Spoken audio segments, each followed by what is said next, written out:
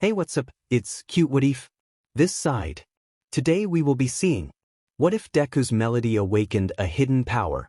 Before we move ahead with the FIC, leave a like and subscribe to the channel for future what ifs like this. Izuku gently tapped his pen against the desk over the buzz of background noise in the classroom. Aizawa had entered the room that morning, taken roll call and then declared it a free study before napping upright in the corner as if trying to fool them he was watching them. Knowing Aizawa, he probably was. Sighing almost irritably at his science homework, Izuku shoved the papers haphazardly into his bag before pulling out the mathematics handout they'd been given the previous day and decided to work on that instead. Humming softly to himself, he started to plug the numbers into his calculator and equations to solve them, and only realized how loud his voice was when the class went silent around him. Clearing his throat, he peered up to see nearly everyone staring at him. What the F dash? Bakugou bit out, and almost immediately Aizawa was reprimanding with a mutter of language. Izuku-kun? Uraraka said slowly, face bewildered. You're glowing. Izuku immediately blushed and just blinked at her until she also blushed at the second meaning of her words. And no, I mean yes, but you're also actually glowing. You turned into a nightlight.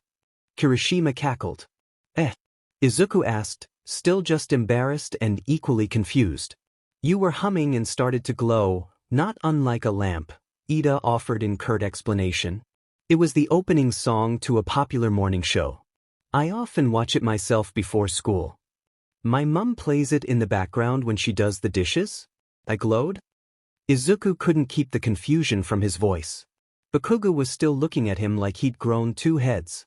There's only one thing for it, Aizawa sighed heavily, as if not being part of the conversation had tired him further after only just waking up. Izuku, you need to sing again. Sing what? Anything. Izuku shuffled nervously in his seat, before folding his hands on the desk and clearing his throat and started to sing the first thing that came to mind. Twinkle, twinkle, little star. He didn't even get past the second line before he noticed his fingers gaining a faint yellow sheen that, when he reached halfway into the third line, started to grow in intensity. By that point, he stopped singing and stared at his fingers in bewilderment as his skin slowly faded back to its normal color. Well, Aizawa's voice broke the silence. While rare to have a second quirk, it's not unheard of. Congratulations, Izuku, you glow when you sing. Everyone, back to work. Later, when the study PRD had ended, Uraraka approached Izuku and shyly murmured, You have a nice singing voice. Izuku fumbled his words before he managed to murmur a thanks, and as he followed her and Ida dutifully to their next class, his other friend also affirmed his enjoyment of Izuku's voice, which was enough to send him into a blushing mess. Strangely enough, despite a big breakfast, he was nearly starving. Izuku didn't find out his singing did any more than make him glow until nearly 2 weeks later during an outdoor lesson where they were paired off and mock fought against two others.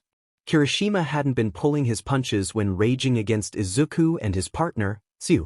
She'd taken a solid hit to the face when trying to duck and then jump out of the way and had immediately heaved awfully and collapsed, her nose gushing blood. Izuku quickly shouted, We forfeit, and let a grateful Tsu lean into his side as the two of them half stumbled half staggered towards the outskirts. It doesn't look serious, and you don't have a concussion for sure, Aizawa said after a moment's contemplation when the two reached him. Might have a black eye but the bleeding will stop. You can visit Recovery Girl when the lesson has finished. Sorry, Midoriya. You had to stop because of me. Tsu's voice was muffled, her hand clasped over her already swelling nose and face. That's all right, Tsu, so long as you're okay. Tsu gave a half-smile, half-grimace when the action pained her face. I hurt, but if Aizawa-sensei says I'll be fine, I'll be fine. Izuku nodded in reply and helped her ease down to sit on a bench near where bags and excess clothing had been left when the outdoor activities had started. Digging through his bag, Izuku pulled out his notebook, eager to take notes on his classmates' abilities. Unable to stop what had now seemed to become habit, Izuku began softly humming under his breath as he intently watched and scribbled in his book. So absorbed in his work, he flinched and nearly jumped out of his skin when Tsu's hand slapped down on his wrist and gripped tightly. Oh, I'm sorry. Was the glow annoying you? Izuku looked up to his companion and faltered when he was faced with clear skin and only the faintest smudges of blood left over from what had been the beginning of an impressive black eye. "What?" he began, pen falling limp in his grasp. "You're okay?" "It's your singing," Tsuyu said, wide-eyed, wider than normal. "We have to tell Aizawa-sensei." "I mean, it could have been that it wasn't as bad as it looked." Izuku offered weakly. "There's no guarantee it was me, right?" The look Tsuyu gave him as her hand gently squeezed around his wrist made him wince. "Okay," Izuku quietly acquiesced. "Let's tell Aizawa-sensei." Izuku let himself get dragged across the field to where Aizawa was assessing the end of another fight, Todoroki and Kaminari versus Shiro and Bakugou. Kaminari's arm was hanging limply by his side, skin singed and bleeding from Bakugou's explosions. "Aizawa-sensei," Tsuyu greeted firmly when the assessment had finished. "We have something important to tell you." "Has the swelling gotten worse?" Aizawa asked, turning to face them and pausing in whatever he was going to say next at seeing Tsuyu's determined, unharmed face. "No." "Midoriya, tell him." Aizawa's passive look turned to Izuku, who shuffled nervously under the scrutiny and said in one breathless rush, "When I sanjuthioled Tsuyu's face."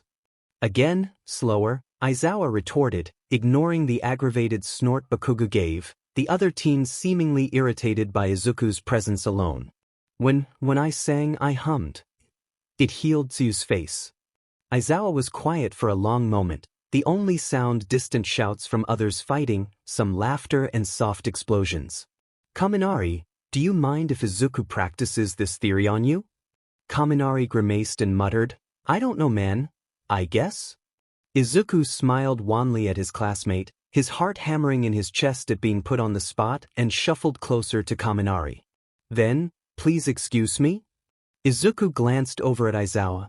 Unsure, but when the teacher did nothing but look on impatiently, Izuku cleared his throat, stared at Kaminari's injured shoulder to avoid looking at his face and began to sing "Ba Ba, Black Sheep." The glow started off slowly as before and Izuku was hyper-aware of everyone staring at him as he sang quietly at Kaminari. However, like Tsuyu had said it would, the wound on Kaminari's shoulder began to knit together, the angry red burn giving way to clear, unblemished skin beneath. By the time Izuku had stuttered to a stop, the only sign that Kaminari had been hurt in the first place was his ruined sleeve. "Are you telling me Deku is Rapunzel?" Bakugou blurted, unable to keep the cruel humor from his voice. Izuku blushed, but abruptly raised his hand to his face at the feeling of warmth blooming under his nose. Bakugou's smirk faltered when Izuku pulled his hand away to find blood staining his fingertips. "Oh," Izuku said slowly, and abruptly staggered to the side. If it weren't for Todoroki steadying him, he would have hit the floor. "Midoriya?" Todoroki asked, and grunted as Izuku's nominal weight leaning into him became all of a sudden much more, Izuku's head lolling limply onto his shoulder, his face pale and the blood against his face stark. "Oi, what the F did you do?" Bakugou snarled, and was stopped by Aizawa's hand on his chest. Recovery quirks without some sort of setback are rare. Recovery Girl uses the patient's own energy to heal up until the body can't offer any more without causing more damage. Izuku obviously uses his own body stores to completely heal an injury without a stopper, Aizawa mused. "Todoroki, can you take him to the infirmary?" "Of course," Todoroki murmured, but before he could adjust Izuku's weight in his arms, Kaminari swooped in and scooped up the tiny, but unexpectedly hefty body. "Don't worry. I'll take him, he helped me after all."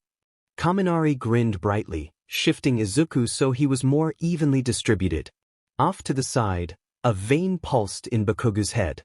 "It doesn't matter who goes so long as he gets there," Aizawa sighed exasperatedly and then looked back out into the field as someone whooped in glee.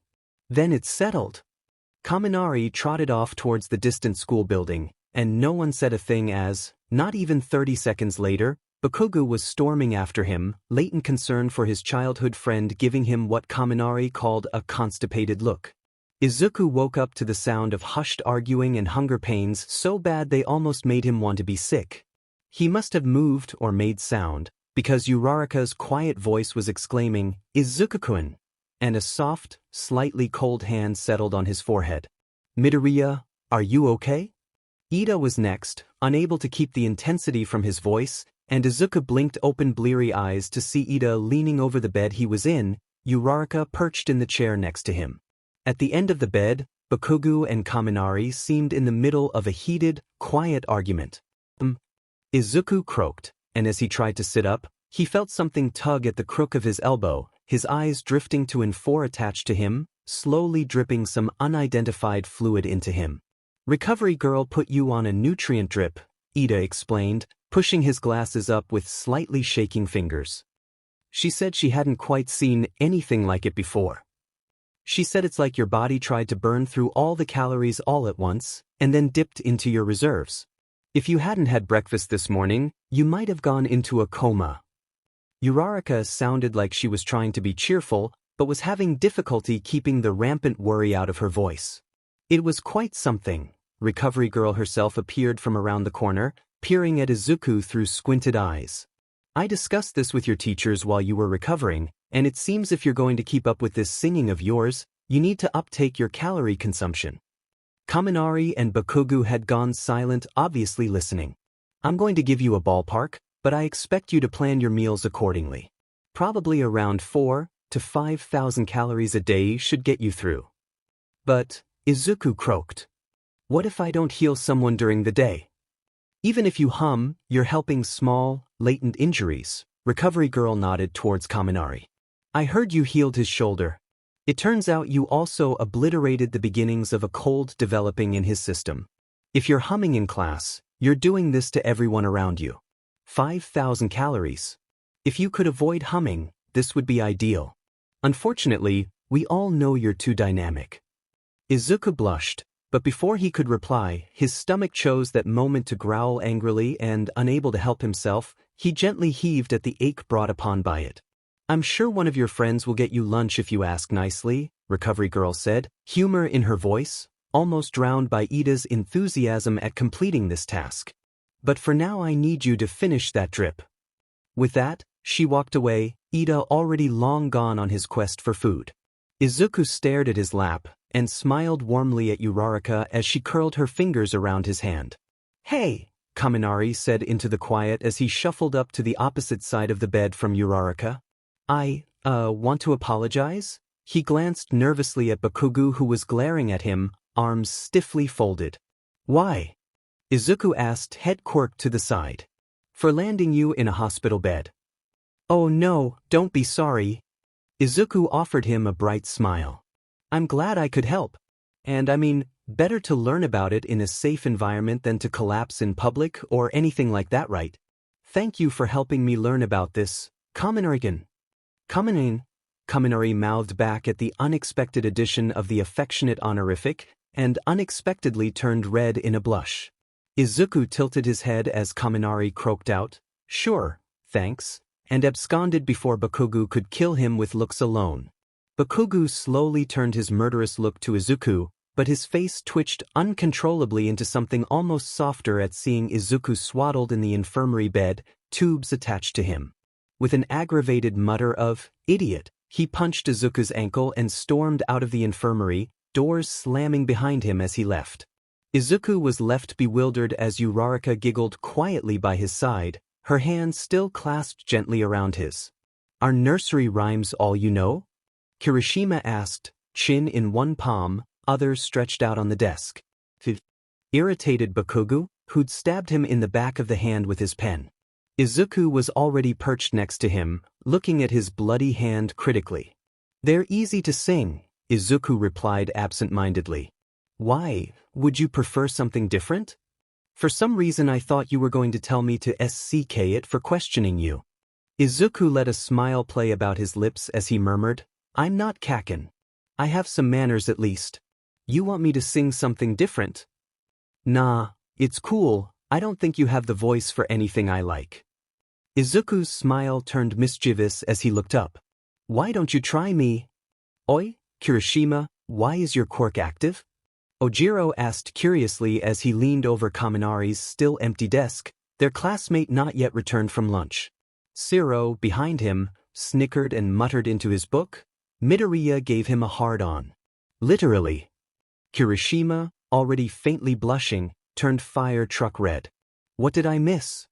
Midoriya, Kirishima said in a hushed voice, rapped that Nicki Minaj part of Monster at me. And it was flawless. Just because I told him he couldn't. Ojiro twisted in his seat to glance at Izuku, who was munching pretty intently on what looked like to be his third or fourth snack bar and, as if sensing his attention, glanced up, cheeks still full like he was a particularly green chipmunk. I gotta say, can't see it? He looks like a sunshine and bunnies kinda guy. It was beautiful, Siro confirmed as he carefully turned a page. Beautiful, Kirishima echoed. You do you then, Kirishima, Ojiro laughed and snuck another glance at Izuku, who was gathering crumbs into his palm so he could trot to the bin and brush them out. I'm just pretty sure Midoriya would combust if he tried to say anything vulgar or even attempt to swear. Just you wait, Kirishima muttered ominously. Rapunzel. Oh, that looks like it hurts Kaken, Izuku noted as Bakugou limped towards the benches, his ankle already swollen and a black bruise blooming along his jaw. What the f is that? Was Bakugou's inelegant reply as Izuku slurped through a straw at a strangely colored beverage. Izuku shook his cup mournfully. Eating big meals makes me feel sick, so I have to drink these protein shakes that All Might and Recovery Girl make for me. Calorie uptake and all that. Bakugou gave the cup a disgusted look and collapsed onto the bench next to Izuku. Get on with it then, he grunted, jerking his head towards his leg. Izuku slowly sipped at his drink and set the plastic cup down with a soft clunk on the bench, twisting until he faced Bakugou. Then, with a deadpan expression, he began to sing. Flower, gleam and glow, let your power shine, Gurk. Izuku was cut off with a grunt as Bakugou did his best attempt at a tackle from being sat down, his elbow nearly taking out Izuku's eye.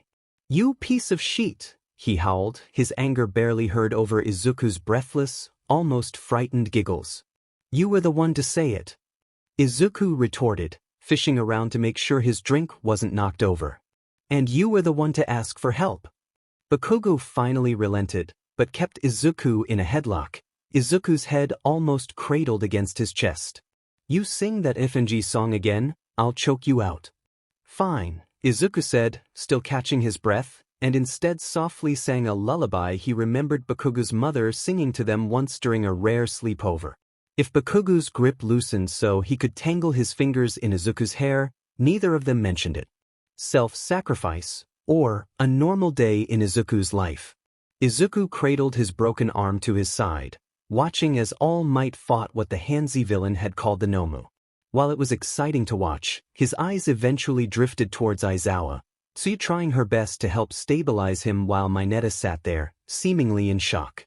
Around them were other scattered classmates, who seemed to drift closer to the small group they had made.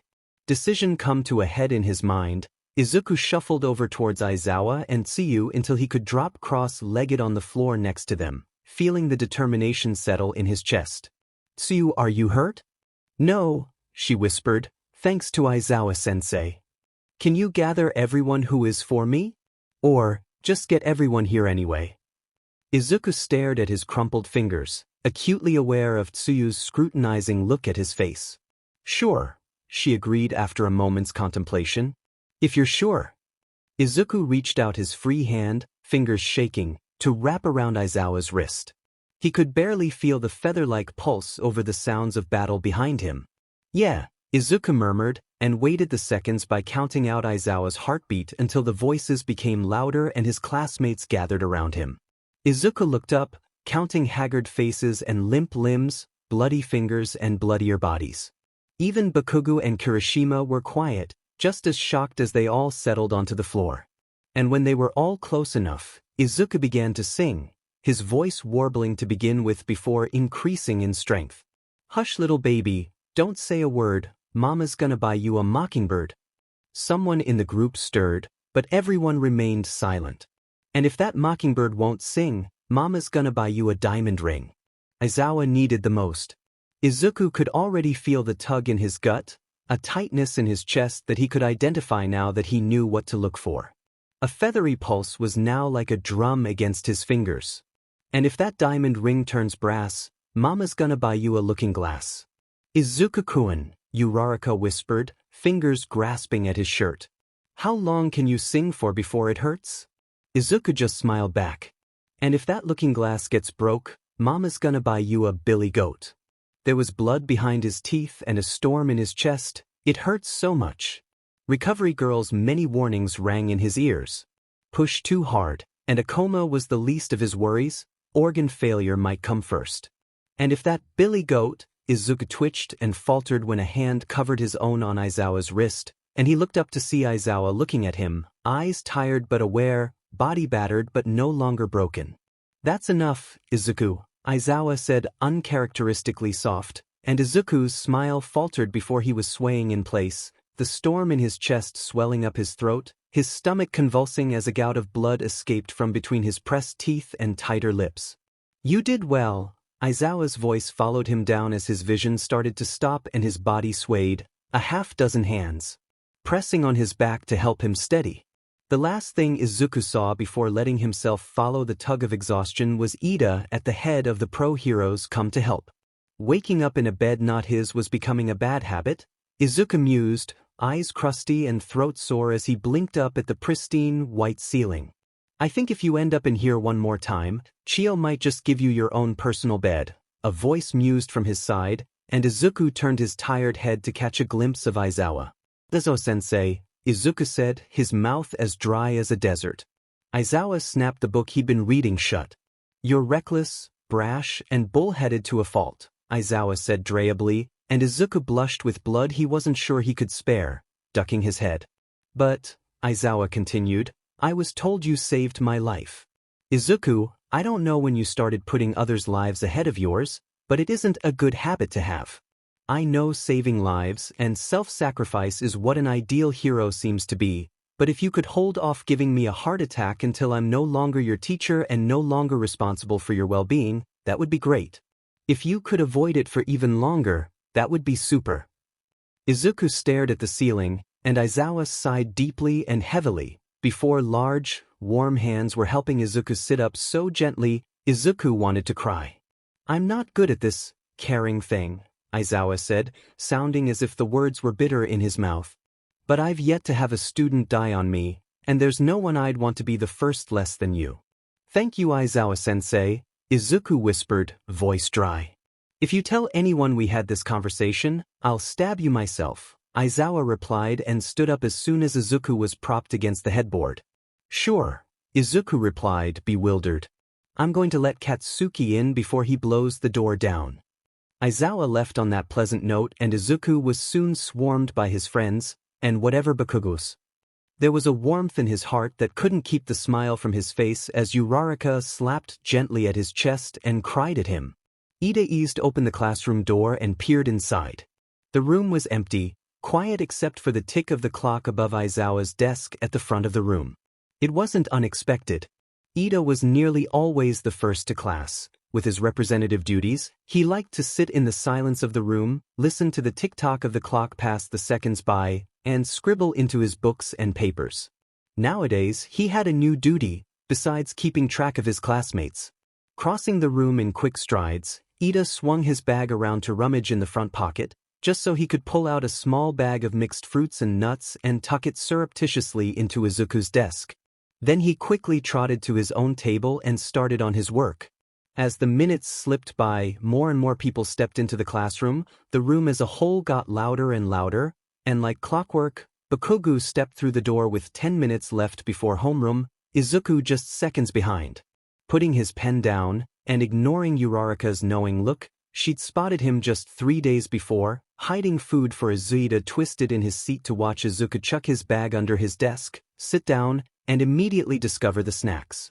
And like every morning for the past several weeks, Ida watched closely, with a strange fondness in his heart, as Izuku's face lit up at the prospect of food for his worn-out body, and proceeded to spend his free time making his way carefully and meticulously through the bag. He always ate the nuts first and then the fruit, one color after the other, and Ida thought it was strangely endearing. The next morning he gave Izuku banana chips. Izuku was ecstatic, even as Bakugou reached over and stole several. Ida mused over the prospect of kicking Bakugou, but decided that Izuku's delight had been worth it anyway. Besides, acting in such a vulgar way would have been improper and inexcusable. Emergency services. No Izuku today, Bakugou? Aizawa asked, and Bakugou sneered with a snapped out, "I'm not his effendi caretaker." And then angrily threw himself into his chair, the desk rattling. Aizawa sighed at the language, but when the clock ticked over to the start of the school day, he started the lesson. Not 20 minutes into the lesson, and the door bounced open gently and everyone looked as Izuku stepped into the classroom. Aizawa's reprimand died on his lips. Izuku was trembling, covered in dirt, grease and blood, his skin pale under all the grime. Sorry I'm late, sensei," Izuku stammered, eyes wild and his hands twisting nervously in front of him. There was an accident. The police gave me temporary permissions and there was an accident." His voice petered off lamely. Aizawa pursed his lips and watched Izuku, whose intense stare was now aimed at the ground. He was shaking more violently than a leaf caught in the wind. "Go and get cleaned up. You've missed 20 minutes of this lesson. I'm sure with your grades you can afford to lose 20 more. Aizawa's voice was gruff as he waved Izuku out, but with a soft undertone to it that nearly reeked of worry. "Why yeah," Izuku agreed and stumbled out of the room, nearly everyone watching him go.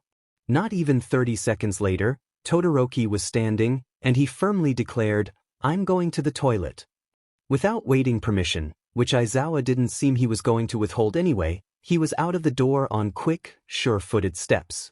Halfway down the hallway was Izuku, just stood in the middle of the corridor as if lost and unsure where to go, staring at the dried blood on his hands.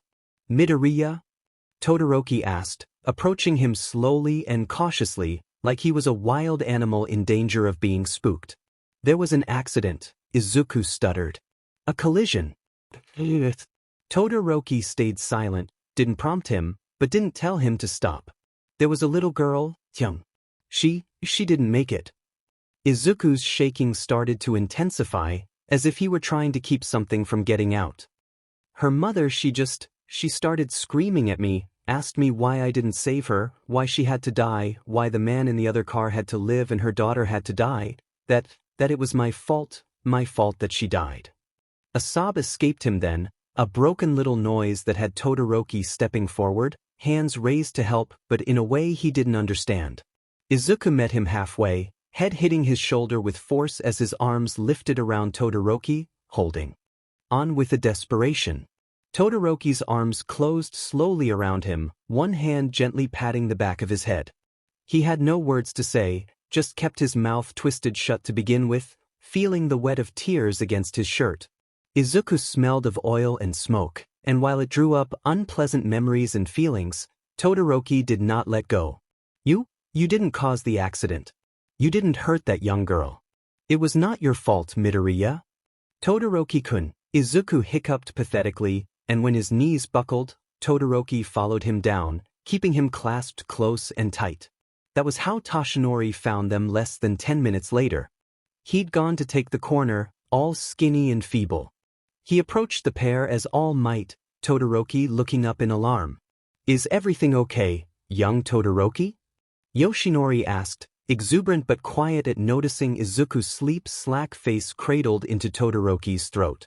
Todoroki shifted his weight, where he'd shifted the two of them so his back was against the wall and Izuku was tucked small and tight into his lap, normally bright and happy, now subdued and quiet, looking tinier than normal when compared to Todoroki. Midoriya felt emotional and tired after attending to an accident before school this morning. Todoroki offered in a soft voice. "Let me take him from you, and you trot on back to class," All Might suggested, and noted the reluctance in which Todoroki moved his supportive hand from Izuku's back to let the hero-turned-teacher scoop Izuku's limp body into his arms with delicate care, Izuku's body gently shuddering as if crying still in his sleep. "Don't you worry, my boy, I'll make sure Izuku is well looked after." "I know," Todoroki said slowly as he stood. Is there something you need to tell me?" Don't let him blame himself. A woman, she said it was his fault her daughter died. Please don't let him believe that." All Might felt his arms curl a little more protectively around Izuku at Todoroki's terse explanation and replied, voice full of conviction, Don't you worry, Shudo. I'll be sure to personally let Izuku know he was not at fault. Todoroki startled at the use of his first name, but offered a quick, thankful smile to All Might before turning on his heel and striding back down the hallway towards his classroom. When Izuku woke up, his face and hands felt freshly scrubbed, even though his clothes still felt a little stiff. He was curled up on a soft, downy sofa, an equally soft pillow under his head, and an uneven weight draped over his body. "How are you feeling?" Tashinori's voice broke into his confusion, and Izuku slowly lifted his head from its perch to find himself on the couch in the empty staff lounge. On the other end of the sofa, Izuku's socked feet pressed gently to his bony leg, was Tashinori, the skinny man seemingly engrossed in paperwork. "All Might," Izuku began, throat swelling with emotion. "Before you say anything, you need to know that whatever happened this morning was outside of your control, Izuku." Tashinori looked up and reached over to pat Izuku's knee. "Whatever may or may not have happened to anyone this morning was not your fault, and you shouldn't think that it is. But if I tried harder or what?" Tashinori asked gently. "Gotten there sooner? How would you have known there was a crash? Tried harder? You can't help others who suffer if you drive yourself to suffer. You did your best. I need you to understand that." Izuku ground the heels of his palms against his eyes as they started to burn with tears, already feeling dry and wrung out. Eventually, he sat up, and the jacket that Tashinori had tucked around him puddled in his lap. Tashinori was startled, but almost pleasantly so, as Izuku crawled across the sofa to tightly hug him around the neck. "Next time," Izuku whispered. "Next time I'll save them all." "I'm sure you will, my boy," Tashinori told his hair, and patted him gently on the back, willing to give Izuku the comfort for as long as he needed it. Quietly, so quiet he was sure he wasn't supposed to hear it, Izuku murmured, "You're better at telling me off and making me feel better at the same time than Aizawa-sensei." Tashinori was definitely lording this over Aizawa in the future. He was already Izuku's favorite. Now he had extra ammo. When Izuku asked if he had to go back to the classroom, Tashinori decided to let him stay and watched with a fondness as Izuku curled himself back into the softness of the sofa, pulling the jacket tightly back around himself as he did so. Not a minute later, he was shyly tucking his feet against Tashinori's leg again, and Tashinori's heart was warmed by the action.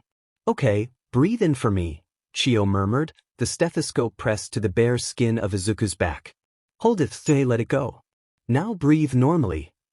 Izuku waited patiently as Chio listened to his heart and chest, holding his arm out obediently when she picked up the blood pressure cuff. Eventually, when the scratch of pen on paper went quiet, he looked up from his lap. Tashinori, perched almost nervously on the chair next to the bed where Izuku was being tested, sat up a little straighter. "Your heart sounds good and strong. Chest is clear, blood pressure is perfect for your age." Izuku smiled, ready to stand. Chio's hand fell to his shoulder. "But you've lost 4 pounds in 8 days. That's nearly 2 kilograms. You need to make sure you're eating properly, Midoriya, if you're going to pursue your singing." "I have been eating," Izuku muttered back, almost petulantly, and refused to make eye contact. "Have you been reaching your target? How many calories are you averaging in a day?" Izuku chewed the inside of his cheek and went quiet. Chio pursed her lips angrily and then said, "The diet change wasn't a debate, Midoriya, it's to keep you healthy. As for now, those pounds you've shaved off are from fat reserves, but if you keep going this way your muscles are going to atrophy and it'll be hard to build it back up." "I know," Izuku replied, reaching one hand across to clasp at his opposite arm. "Then why aren't you keeping up with your calorie intake?" Izuku stayed quiet and then murmured something so quiet Chio didn't catch it. It made her irrationally angry. "Midoriya, this is not a joke, you either keep up or... It's expensive." Izuku blurted out, louder. "For my mom, she can't. I can't ask her to make a big breakfast and a big dinner every day without taking food from her mouth." He gripped his arm tighter, the skin under his fingers turning white. "It's just me. And her. It's expensive." Chio deflated, the anger leaving her in one big heave of breath, and she glanced to Tashinori, who was grimacing. I can just stop singing and humming, it's fine. It'll be fine." Why didn't you move into the dorms when you were accepted into Yuuei? While they have kitchens, you're always welcome to the cafeteria for all 3 meals of the day. The cost of staying for the school PRD is more than Mum makes in a year, Izuku said quietly, and Chio nearly hit herself for so quickly forgetting the issue was money. Well, that's an easy fix, Toshinori suddenly said. It's a petition for student safety, and Nedzu always accepts those. We could have you moved in and set up with the weekly student allowance by the weekend. Of course. Chio said exuberantly. I'll write up the petition straight away. It's perfect. Izuku felt his eyes burn with tears. I can't. You can and will. I'm not going to have you burn out, or starve yourself to death while eating 3 meals a day. Chio patted his shoulder. Put your shirt back on and go back to class. We'll have this all sorted out for you in no time. Izuku let the burn win. Toshinori was more than happy to supply the supportive back pats, tissues, and comforting murmurs as Izuku hiccuped and whispered his thanks over and over. Moving on up. Thank you so much for helping me move in, Izuku said happily, setting down his stack of boxes just inside the door of his new dorm room. It was his all-might paraphernalia, so while he was thankful for Ida and Uraraka helping him move in, he wasn't letting them carry the important stuff. Uraraka wheeled the suitcase to sit next to the boxes as Ida set his own stack down on the other side of the door. It's a nice room. Strange that they would give you a double when there are plenty of singles still left, Ida commented, glancing first at one bed, and then the other across the spacious room, lit up by the large window set into the far wall. Oh, Chio, a recovery girl, said that someone would eventually be moving in with me just to make sure, to babysit you. Uraraka chirped, sitting on the suitcase. Izuku blushed and looked down sheepishly. Yeah. To make sure I don't overexert. I think if I do well for the rest of the term, they might let me get my own room for the next one. Ida nodded in understanding, and Izuku's blush darkened at his friend's casual acceptance and agreement. Before Ida could offer to help unpack, there was an interruption. Oh, was barked angrily from the doorway, Bakugou slamming his fist into the doorframe, his eyes alight with an almost unholy rage. What is this bullshit, Deku? It's my room, Kaken, Izuku said cheerfully, and flinched when Bakugou stormed up towards his face, a hand aiding in his shirt collar and tugging hard enough to expose collarbone and nearly force Izuku to tiptoes. Who the F am I going to take the train with in the morning? Why have you moved into this shithole? Izuku's smile soured and he hesitated for a brief moment. He hadn't told any of his friends why exactly he'd moved into the dorm, just offering vague statements and faint smiles. I lost weight, he finally said, and Bakugou squinted down suspiciously at him.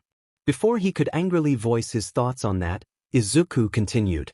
I wasn't managing to eat enough at home, so they moved me into the dorm so I don't. Recovery girl said I could have starved to death in about 3 months if I carried on the way I was.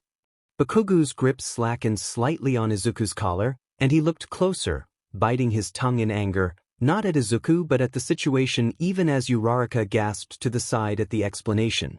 As he took in Izuku miserably staring at the floor, he could see the slight bags under his eyes, the somewhat sunken cheeks, his prominent collarbone. That was as far as Bakugou got before he was letting go and backing off because he was not going to get called out for checking Izuku out. Why is it a double? He asked gruffly as Izuku organized his shirt. It had once fit perfectly, and now hung from his frame just a touch, and Bakugou felt his mouth twitch into what was probably a worried expression but looked more like a sneer. Just so a roommate can keep an eye on me. Prompt me to get breakfast and stuff. Izuku shrugged. I don't know. I think All Might and Recovery Girl are just paranoid. I'm getting this room, fuckface, Bakugou said, firmly jabbing his finger at the floor in an aggressive point. I want that bed. He then pointed towards the bed slightly closer to the ensuite bathroom.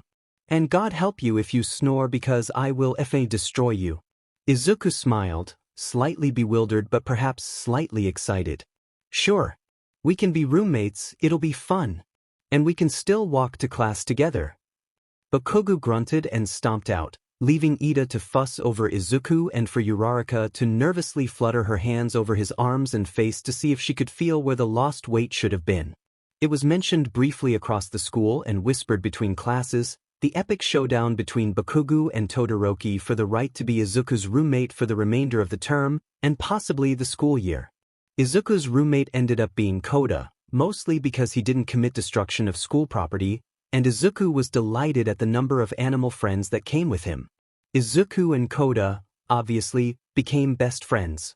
Izuku had a lot of those. Bakugou was passive-aggressive, rather, aggressive enough that he moved into the dorms anyway. It was unspoken that he only moved in just so he could still enjoy his morning walks with Izuku. If Todoroki happened to be there occasionally, Bakugou only exploded 5 or 6 times. He couldn't say much, considering he'd moved in order to be with Izuku. Todoroki had gotten a black eye for that comment. And you can be dead sure that all 5 of them, Koda, Bakugou, Todoroki, Ida and Uraraka, made sure Izuku piled his plate high at breakfast in the cafeteria. Ida was more than happy to calorie count, just to be sure. Back again, Bakugou? The receptionist barely looked up as the door slammed open, ignoring the barrage of curses sent her way. Perhaps you should have chosen a different career if you were going to be so reckless as a pro hero. At this rate you'll be dead before your 25th birthday. Next month, is it? Bakugou sneered at her and limped his way to a chair to perch on the edge, his arm crossed across his middle. The receptionist, whose name escaped Bakugou, reached over to her phone, pushed a button and murmured, "Can we get someone to clean the blood from the floor? Bakugou is here." Just then the recovery quirk door opened and Bakugou's usual doctor scurried out. He made to stand, but the doctor threw a hand out, trying to struggle into his jacket with a hurried call of, "Sorry, there's been an emergency call out. One of our clinic partners will be here to see you soon though." Clinic partner? Bakugou asked himself and settled back into the chair, feeling like his guts were trying to squeeze out from between his clenched fingers. The blood was uncomfortably warm where it settled into the creases of his uniform and pooled up in the palm of his hand. The door eased open again and a nurse popped her head out, greeting him with a wide smile. "Bakugou? The doctor is ready to see you now." She held the door open wider and he limped his way into the room, taking a seat on the bed when the nurse patted it invitingly. "Looks like a bad one today. Nasty villain?" "Could turn his hands into knives," Bakugou grunted. "Like some sort of video game freak." "Thanks." He accepted the painkillers she offered him in a small plastic cup, letting them sit on his tongue as she bustled over to give him a glass of water to swallow them down with. The door that led further into the clinic eased open and the nurse smiled suddenly brighter, eyes darting immediately over. Bakugou narrowed his eyes suspiciously at the whispers from beyond the door, but then it was opening wider and the doctor was walking in and Bakugou was pretty sure he didn't have enough blood left in his body for what his godforsaken D was trying to do. Izuku shuffled nervously in the doorway, hands clenched on a file that was crinkling in his hands, eyes staring at the pages and his face bright red. He was embarrassed, and rightfully so, as, somehow, he'd been coerced into a short-skirted nurse's uniform, the like of which from Halloween, the edges clinging to his thighs. Good morning," Izuku stuttered out. "I'm the attending physician today. Please tell me how I can help." "Deku," Bakugou croaked. He had tried to go for angry or incredulous or... Izuku's head shot up and his embarrassment was washed away under what was first an expression of worry and then professionalism as he strode across the room, dropping the rumpled file on the desk. It was far too attractive and his legs were far too long in a skirt. And too smooth. What did he do, wax them? Bakugou's mind was a whirlwind of thoughts and feelings and he didn't know what to do. What happened, Kaken? What has he taken so far? Izuku briefly addressed the nurse who answered him in a quiet murmur. "Villain," Bakugou managed. "Knife hands." "He made knives with his skin?" Izuku confirmed, and then he was picking the file back up and flipping through it with ease of practice, rattling off a list of something Bakugou couldn't understand to the nurse, who nodded and left the room. "I'm going to examine the wound. You need to let me know if you're uncomfortable, okay? Does the top half off your uniform come part from the bottom?" Bakugou just nodded numbly and let Izuku help him undress. Soon enough he was shirtless in the room with Izuku, who was in a skirt. A mini skirt. And the top was cut low, not that Izuku had any cleavage, but he was showing far too much skin in a provocative way and… Sorry? Bakugou asked, feeling flustered. How long ago did you get the wound? About. Bakugou swallowed, his mouth dry, and Izuku watched the motion closely. About 20 minutes ago, maybe half an hour. What are you looking at? You seem a little dehydrated. We might set you up on a drip to help with that and everything else you might have lost from the blood loss. Izuku shone a small penlight at the wound but didn't touch it, only stopping his examination when the nurse returned with a little trolley. Okay, Izuku said when he had the trolley by him. I'm going to be giving you a couple of jabs. This first one is an antibiotic. This one here is an anti-sickness, but we're not going to use it unless the antibiotics kick your butt. This one I'm going to use now, it's a local anesthetic that I'm going to inject around the wound because I need to pick at it. The last one is a painkiller that'll work a little quicker and harder than the tablets. You just let me know if you need it. Is that okay? Bakugou nodded, and when he swayed, Izuku's strong hand was firm on his elbow and the next thing Bakugou knew, he was reclining on the bed and his stomach was starting to feel numb, the wound burning even hotter instead. Bakugou carried on watching from the corner of his eye, not minding the manhandling as much as he probably should, and asked, Why aren't you using your quirk? That comes last. Izuku smiled as he palpitated Bakugou's arm and quickly and efficiently gave him the antibiotic into the vein he'd convinced to show. I've got lots of hoops to jump through if I want to look after you properly. If I sealed you up now and you had nasty gunk in there? That wouldn't do. Any nasty gunk already in there the antibiotic should cover. Hands are nasty and dirty, not to mention whatever that guy had under his nails. Right. Bakugou muttered, feeling lethargic, and watched in silence as Izuku pulled on some gloves and unwrapped the airtight tweezers and forceps to start picking at his wound. It didn't hurt, but it felt weird. How have you been doing then, Kaken? Izuku asked cheerfully, even as he intently picked out each and every foreign contaminant he could find. I thought you were a pro hero too? Bakugou replied instead. There are many ways to help people, Izuku replied quietly. I mean, I got a degree for this, right? It doesn't hurt to have a backup. I do this on alternating days. Bakugou did the math in his head. When do you get a day off? Izuku smiled at him and set the forceps down to the side. Every other weekend, unless there's a hero emergency or a hospital emergency. In fact, it was last weekend that caused this. He gestured his bloodied, gloved hands down at himself and made a move as if to adjust the skirt before he stopped himself. Anyway, time to get down to business. Any song preferences or should I just wing it? Izuku peeled his gloves off and washed his hands in the sink on the other side of the room. Just get on with it, Bakugou grunted, and closed his eyes as Izuku began to sing and hum his way through a song that Bakugou was sure he'd heard the previous day on the radio. So what the F happened last weekend? Bakugou pressed when Izuku's humming started to peter out. Shudo and I. Shudo? Kaken barked. Yes, Shudo, I have friends outside of you Kaken, I'm 24. Anyway, he goaded me into a drinking competition and I lost the dare. This was the result. When the nurse said it was a pro hero here, I thought it was him come to laugh at me. Bakugou tried to come up with some sort of angry, witty retort and instead could only turn his head and vomit onto the floor. He was fairly certain if the half and half BSTRD were to show up, it wasn't going to be to laugh. On the other hand, Izuku was rubbing his back and holding back his hair, so even if he had been stabbed it was worth it. He promptly lost whatever was left of his composure 5 minutes later when Izuku washed his bloodied skin with a wet rag and commented on his abs. For once in his life Aizawa thought he was going to have a peaceful afternoon. His students had been banished back to their parents or on-site accommodation, his assignments were marked on time, and he was just locking up his classroom for the night when a hand grabbed his collar and yanked.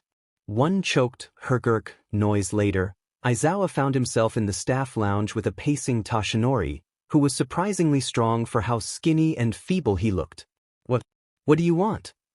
Aizawa asked irritably, and Tashinori looked up to him with wide, wild eyes as his pacing came to a stop and he stared. It's Izuku, Tashinori blurted. I'm supposed to go shopping with him this afternoon so he can stock the dorm kitchen with his high-calorie food but I can't go. You need to go. No. Unless you have a valid reason as to why I should go and deal with his sad face at not spending time with his most wonderful All Might, I'm going to go home, feed the cats, and do nothing for the foreseeable future. Toshinori swallowed several times, nervously. I've got 15 more minutes. And I think it's because of Izuku. He hums and sings, he can't help it, I know, but… Wait, Aizawa interrupted, understanding the gravity of the situation. Wait. You're telling me, you're saying his singing has increased your working time? Toshinori immediately began pacing again, wringing his hands together. I know I can't avoid him forever, but if he knows about this, he gestured almost crudely to himself. If he thought his singing could help then, he'd work himself to death, Aizawa finished in a gust of breath. Exactly. Toshinori stopped and sat himself into the closest chair. I can't go with him today knowing that until I can keep my composure. He can never know. Aizawa groaned, long and suffering, pressing his face into his hand. Eventually he mumbled, through his fingers, I'll go. But we'll figure this out. Thank you, Toshinori replied thankfully. Thank you. Oh. Izuku asked, fingers wrapped around the strap of his bag. Toshinori-san can't make it today? That's right, Aizawa said through his teeth. So today I'm your chaperone. You don't have to come with. Izuku quickly placated. All, Toshinori-san and I only go together because he likes the company and I like the company. Aizawa felt a muscle in his jaw twitch but replied, I'm here now. Let's get this over with. Izuku's bright smile was almost worth the hassle. Fighting an old lady for the last of the protein-rich snacks that Izuku absolutely had to have was not. It didn't take long for 15 minutes to become 30, but Toshinori and Aizawa kept the secret of Izuku's singing close to their chests. What the hell are you doing? Ojiro asked, and Bakugou immediately whipped around, jacket folded in his hands to hiss, Be quiet, at him. Ojiro peered around where Bakugou had been bent over Izuku's desk and saw what the problem was. In the quiet of the study session, Izuku had fallen asleep, an elbow on the desk and his chin and cheek pressed into his palm. Oh Dimin, that's cute. Are you going to help me or not? Bakugou snapped back and bit his tongue as Izuku snuffled and shifted slightly, his elbow far too close to the edge of the table. Of course I'm going to help in this endeavor of cuteness. Somewhere across the room, Todoroki twitched at the word. Ojiro reached across to gently hold one hand supportively under Izuku's head, his other hand carefully tugging the propped arm away to rest straight on the desk. Bakugou settled his makeshift jacket pillow on the table and fluffed it into perfection. Ojiro almost didn't have it in himself to let Izuku down because he was nuzzling his cheek into his hand to try and get comfortable, but with one sharp look from Bakugou, Izuku's head was soon on the jacket. The class collectively held their breath as Izuku snuffled and sniffled, but he buried his head into the jacket and his breathing once again evened out into deep inhales and slow exhales. Of course, to prove his manliness, Bakugou chose to wake Izuku at the end of the study PRD by ripping the jacket out from under his head. Actual Disney princess. Guys, stop fighting. Uraraka smacked Ida's shoulder first and then Bakugou's, and when both were facing her she asked, Where's Izuku-kun? Bakugou's scathing remark was gone as quick as it reached his tongue and he whipped around in a near-comical fashion, trying to see if he could spot Izuku across the expanse of the campus they were crossing. Ida nervously adjusted his glasses as he murmured, He was with us when we left T dormitories. Of course he was dumbass. Bakugou muttered. We were there, and now he's not here. If we split up we have a greater chance of finding him, Ida finally said. Class is not yet for another 30 minutes. If we meet back here in 20 whether or not we find him. Yeah, sure, Uraraka nodded quickly, bouncing on her heels before she shot off back the way they came from. Of the three of them, Ida was the first to find Izuku. He was not the first one there, however. Yaoyorozu looked up from the textbook on her lap, her back leaning against the tree as she read. Sat next to her, and leaning lethargically on her shoulder was Izuku, who blinked almost endearingly at the new arrival. Tucked on Izuku's lap was perhaps the smallest bird Ida had ever seen. The tiny creature was preening and tugging at crooked feathers on its left wing to straighten them out. It had gone still at seeing Ida, but Izuku gentle dragged the tip of his finger from its head to its tail, and it was back to preening. It is exactly what you think it is, Yaoyorozu offered. Except, I got here when he was scaring off a cat and there were 4 birds, not just one. It's interesting to know it works on animals, was the first thing Ida managed, blurting it out. Izuku beamed up at him and murmured, I was thankful too. This one just isn't ready to leave yet. How did you know they were here? Ida wasn't afraid to admit he was bewildered as to how Izuku had strayed far enough from the group to find a group of birds in distress. There was one on the side of the path we walked by him. Izuku's smile was sad. He was kinda mangled. But there was some blood and feathers that led me here, so here I am. It made me a little tired, and Yaoyorozu saw me in passing so she offered to stay with me. Izuku's head swayed a little and he let it settle back onto his companion's shoulder, Yaoyorozu shifting almost imperceptibly to better accommodate him so he wasn't uncomfortable. When Izuku yawned softly, his eyes going a little distant, Ida found himself swinging his bag around to dig into it. Here, Izuku, he said almost gruffly, clearing his throat as he held forward a small plastic bag. It's dried coconut. It has high nutritional value and many healthy fats that will help you maintain your weight. Ida then settled himself against the tree on the other side of Izuku, feeling his face warm slightly as Izuku leaned a little into him, but seemingly unwilling to try and lift his head. Thank you so much, Ida-kun, Izuku murmured thankfully, and opened the packet carefully, trying not to startle the bird on his lap with the crinkling of plastic. Oh, Yaoyorozu suddenly said, mirth in her voice and eyes as she glanced between the packet, and then at Ida over Izuku's head. I see now. Very clever of you. Ida's face burned warmer, but didn't grace Yaoyorozu with an answer. However, instead of hiding snacks in Izuku's desk, hard to do, when they entered the class together, he gave them to Izuku first thing in the morning to nibble on at his pleasure. Nearly an hour later, when class had since started, Aizawa sent out Tokoyami to find them, if anything just to stop Uraraka's fretting and Bakugou's increasing volume, and he found the 3 of them tucked together in sleep. The bird had moved to nest in Izuku's hair. Yurdim right Tokoyami took many pictures, both of the scene, and of Ida's horrified face at realizing he was precisely 36 minutes of class. He made a pretty good profit on the first set too, because of course he was going to sell them. Congratulations, Aizawa said into the silence following the loud thump of his books and bag hitting the desk at the front of the classroom. Class 1A has won best attendance for the term, as it doesn't seem like even a single one of you knows how to be sick and have graced me with your faces every day up until this point. If there was a prize for healthiest class, you'd win that too. Breaking the following silence was the crinkle of foil, and Izuku blushed as all eyes turned to him where he was peeling open a protein bar.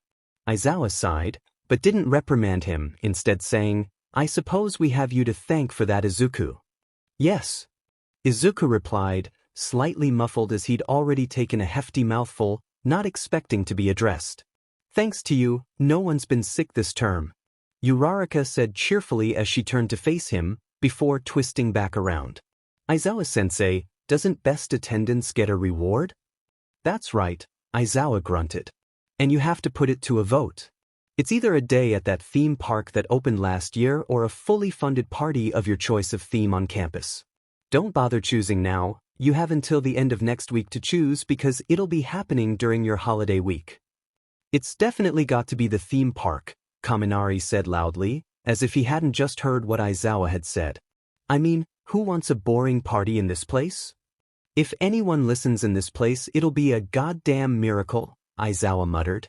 Wait a minute, Kirishima's voice boomed. We're not getting sick because of Midoriya? I mean, yeah that's cool, but what if I want that sick day so I can sleep longer? No one's going to believe I'm sick. Why? Aizawa pinched the bridge of his nose. Why would you say that out loud? Why? You know what? Ashido said loudly. I want to say thank you, Midoriya-kun. She'd stood to stand in front of his desk, smiling down at him. I normally get some awful flu or cold this time of the year and it makes my pores all clogged with my quirk if I don't keep on top of it, so thank you for helping keep us all healthy. Izuku quickly swallowed his mouthful, making sure to tap any crumbs away from his lips with his fingertips. That's alright, Ashido-san. You don't have to thank me though, I would have done it anyway and not by accident if I'd have known. If you ever do feel sick, definitely let me know. If I can help you so you aren't uncomfortable, that would be great. Oh, Midoriya-kun, Ashido gushed. You're so sweet. She leaned over the desk to give him a thankful hug and, next to them, a previously quiet Bakugou accidentally blew up his desk. Sick as a dog. Hey, where's Izuku today? Uraraka asked Koda as their silent classmate exited the dorm room. Bakugou was leaning against a nearby wall, drumming his fingers impatiently on his crossed arms. Koda smiled ruefully and signed something. Uraraka's brow furrowed. I'm sorry, Koda. I don't know sign language. I do, Ida answered, pushing his glasses up. Sorry, could you repeat that? Koda angled himself towards Ida and signed the same. Oh. Ida frowned. Well, does he have everything he needs in there? Koda nodded quickly and empathetically, smiling timidly. Right then. We should come back this afternoon after classes, he addressed his companions. Izuku appears to be unwell. Not surprising, considering the season and the fact his own ability does not affect his well-being. You what? Bakugou turned on the door, but Ida stood in front of it steadfastly. Izuku is unwell. It won't do us any good to see him, and we can't afford to be absent from school ourselves. We can visit him this afternoon, it's better for all involved and he can get some rest. I believe Koda when he says Izuku is well cared for during the day. Ida quickly adjusted his glasses and his eyes glittered ominously. If I have to remove you from this corridor with force, I will. Fine. Bakugou snarled and stormed away, Ida letting out the breath he'd been holding. So, I understand Todoroki-kun being here, but Tokoyami-kun? Uraraka tilted her head in confusion, a crowd of them cramping up the space outside of the dorm room as Koda fumbled nervously with the keys. Tokoyami held up a flask and simply said, chicken broth. Brought some from home when I heard he was sick. Isn't that like cannibalism? Bakugou muttered callously and swore angrily, hands whipping around as Tokoyami then smacked him across the head with the flask. Oh no, this isn't a good place to fight, guys. Uraraka tried to get herself between the two of them to stop the brawl that wanted to break out. Izuku is trying to rest. Bakugou abruptly let go of Tokoyami's shirt, the other having already lifted his flask again in warning, twisting to face the already open door and then shouldering his way into the room.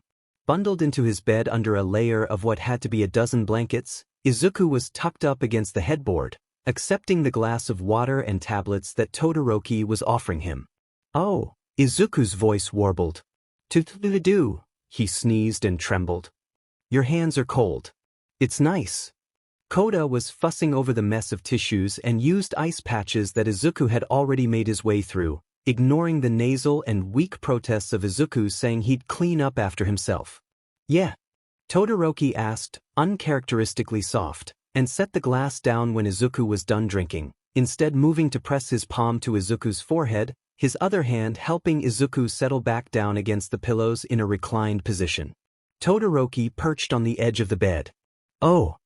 Izuku sighed again, stuffy eyes closing as he leaned into the cold. I know I need the blankets, but it's... He sniffled again, and Todoroki was alarmed when Izuku's eyes started watering all of a sudden. Midoriya? Is everything okay? Izuku hiccuped, sniffing again as if he couldn't clear his nose. I miss my mum. I miss home. He lifted his hand as if to scrape his wrist against his leaky nose, but Bakugou was already there, shoving a tissue in the way before Izuku got mucus everywhere. Fang idiot, she's only 10 minutes by train, not even that. Idiot. Keikaken, Izuku blinked blearily up at him, scrubbing at his eyes with his hand instead. At least you're still here. Bakugou looked fit to combust, his face steadily darkening in a blush. I thought dreamt. Izuku trailed off tiredly. That everyone was gone. That I couldn't save them. That they're worse now I can help, but I can't, it's not good enough. You fing dumbass. Bakugou managed to get out in a strangled voice, and then he was dumping his bag and jacket on the floor, tearing his shoes off. Move over, move your iffing butt. Izuku shuffled closer towards Todoroki obediently, who let his hand settle down on Izuku's sweat-slick neck, and Bakugou squeezed himself into the space on the bed between Izuku's burning back and the wall, resolutely ignoring the accusing stares of everyone in the room. They're just the stupid fever dreams, you stupid piece of shit. Every FNG time, Deku. Izuku trembled, and a soft keening noise managed to escape from between his pressed lips, and Todoroki brushed Izuku's fringe from his eyes. Oh, Izuku, Uraraka sighed sadly, sitting at the foot of the bed and finding Izuku's ankle under the mountain of blankets. If I can't save everyone then. You're no less for it, Tokoyami suddenly said introspectively, setting his flask onto the bedside locker. Because to get to that point, you have already done your best. You don't deserve any less respect. If you feel hungry, I brought soup. Izuku sniffled again, face still pressed firmly into Todoroki's palm. Bakugou curled almost protectively around him and mumbled, I think I'd like that. Sorry I'm late. Ida called out breathlessly as he shouldered his way into the dorm, bags of medicine and good recovery food hanging off his arms. Shush. Uraraka shushed him gently, and Ida nearly dropped one of the bags onto his foot. What? Izuku was sleeping, a little fitfully almost, face and fingers twitching restlessly. He couldn't go far, boxed in with his face smushed into Todoroki's cold shoulder, face turned towards his neck, Bakugou wrapped around him from the other side. Todoroki was awake, head lifting in alarm away from his textbook at Ida's loud voice. Bakugou was not, his mouth parted slightly, his nose in Izuku's hair as he loudly and deeply breathed in his sleep. Izuku's fever broke, Uraraka said with a quiet smile. So Todoroki is helping keep him cool. And Bakugou? He's there to scare off the bad dreams. And Uraraka smiled as if it made all the sense of the world. Ida supposed it sort of did. If anyone could scare off a bad dream, it was certainly Bakugou. Very, very carefully he stacked the isotonic and vitamin recovery drinks into the mini fridge tucked into the corner of the room, Koda helping him in silent camaraderie. Todoroki winced as he lowered himself into his desk, his bag dropping with a muffled noise beside him. Everything ached, and from the glances that people had given him during his walk to the classroom, he was sure he was still sporting a split lip. He'd barely settled into his seat, and then Izuku was upon him, beelining towards him across the room like a man on a mission, a dog on the scent. Todoroki felt like there was a target painted on his forehead. Todoroki-kun, Izuku said, almost sad at seeing a friend in pain. Are you okay? Todoroki grunted, and felt something in his lip stretch. Definitely still split. Izuku's mouth pulled down into an expression that made Todoroki want to shower him in puppies and sweet things, and he felt unexplainably guilty for not giving an explanation. Todoroki cleared his throat quickly. Training over the weekend with Endeavor got a little intense. I'm fine. Fine was subjective, but Izuku didn't need to know that. Izuku's sad expression became sadder, and immediately Todoroki was kicking himself for being the cause. Don't worry, I'll help, Izuku said firmly, and stole the chair from an adjoining desk to sit next to Todoroki, their knees briefly knocking. Todoroki took a closer look at Izuku, whose cheeks were slightly pale and his eyes adorned with bags. No, it's fine. I insist, Izuku replied cheerfully, and cleared his throat a few times. Without even thinking, Todoroki shot his hand forward to cover Izuku's mouth as it opened. Both of them froze, Izuku's eyes wide, and Todoroki with most of his hand over Izuku's mouth. His ring finger was in Izuku's mouth, second joint deep. Todoroki felt the blush start at his neck when Izuku's tongue involuntarily moved against his finger, and then, in a snap decision, he froze Izuku's tongue to the roof of his mouth and snatched his hand away. Izuku made a noise that sounded like an approximation of Todoroki's name, wounded eyes watching him. It was obviously the ultimate betrayal. You don't need to waste your energy on superficial wounds, Todoroki said, ignoring how his voice broke on the first word before he composed himself. Izuku's eyes abruptly hardened, And Todoroki felt the shiver that the look shook down his spine, but then Izuku was walking back to his desk. Sighing quietly, Todoroki went to rummage in his bag, but before he could straighten back up, a strong, firm arm was catching him around the middle and, with a casual ease, Izuku was carrying him, one-armed, out of the classroom, like an errant piece of luggage, all without his other quirk. It was then that Todoroki was abruptly reminded that Izuku was not in Yuui's hero course because he could sing the Aokis away. He was in Yuuei because he was a force of nature, and had arms that were apparently steel bands, not that Todoroki was thinking too hard about that. In the hallway Izuku set him down and pressed his hand to his temple, other hand holding a water bottle he was sipping from to defrost his tongue. Izuku slurred, tongue still numb and stiff, hand moving from his head to point at a shell-shocked Todoroki. Do not get to decide what I use my energy for. That's my decision if I want to help my friends. There's no need. Izuku interrupted, his voice breaking. Do not get to decide how I use my quirk. You're my friend and you're hurting. I'm fixing that even if... Izuku fell silent, hand fitting around the water bottle and crinkling the plastic, water spilling over the lip. Todoroki felt a pit in his stomach and finished, even if it kills you? Izuku pressed his lips together so tightly together they turned white, averting his face. I can help. I want to help. He lifted his hand to scrub at his eyes. Todoroki-kun, I need this. I need to get better. I can't come here one day and someone I know is that girl. Izuku pressed the heels his palms against his eyes, trying to will away the tears. He still had dreams, nightmares really, of a tiny body broken on the asphalt. Sometimes it was that girl, her mother screaming. Sometimes it was his classmates. Izuku was the one screaming in those dreams. Todoroki reached forward without thinking, hand closing around one of Izuku's to pull away from his face. He kept that hand in his, thumb pressed gently into Izuku's palm. We're heroes, Todoroki said gently and softly. It's an occupational hazard that someday we might have to face. But for what it's worth, I'm sorry. I just worry about you like you worry about us. Deliberating, Todoroki wondered if he was clear to say what he said next, but Aizawa, who had been watching from the doorway of the classroom, gave him a slight incline of the head, approval and permission, and disappeared back into the room. After the villain attack, when you were recovering, Aizawa-sensei and Recovery Girl talked to the class, because we're the ones who are closest to you. She told us everything that could happen to you if you overextended your power. How you could damage your own organs, you could lose the energy to breathe and suffocate under your own selfless nature and, Midoriya, Izuku, I don't want to be the one to cause that. Izuku sniffled but lifted his head almost proudly. I've been lectured at far more than you, Todoroki-kun. I know my limits. I've been eating, he added, as if that made it any better. Helping you isn't going to break the bank. I'm not going to hurt myself for helping a few aches and pains. Todoroki looked down, at Izuku's hand faintly trembling in his, at bony, faintly scarred knuckles and softer, unmarked skin. I trust you, he finally said, to know when to stop. Izuku smiled brightly up at him, hand grasping back at his before he began to sing quietly, softly. Let it go.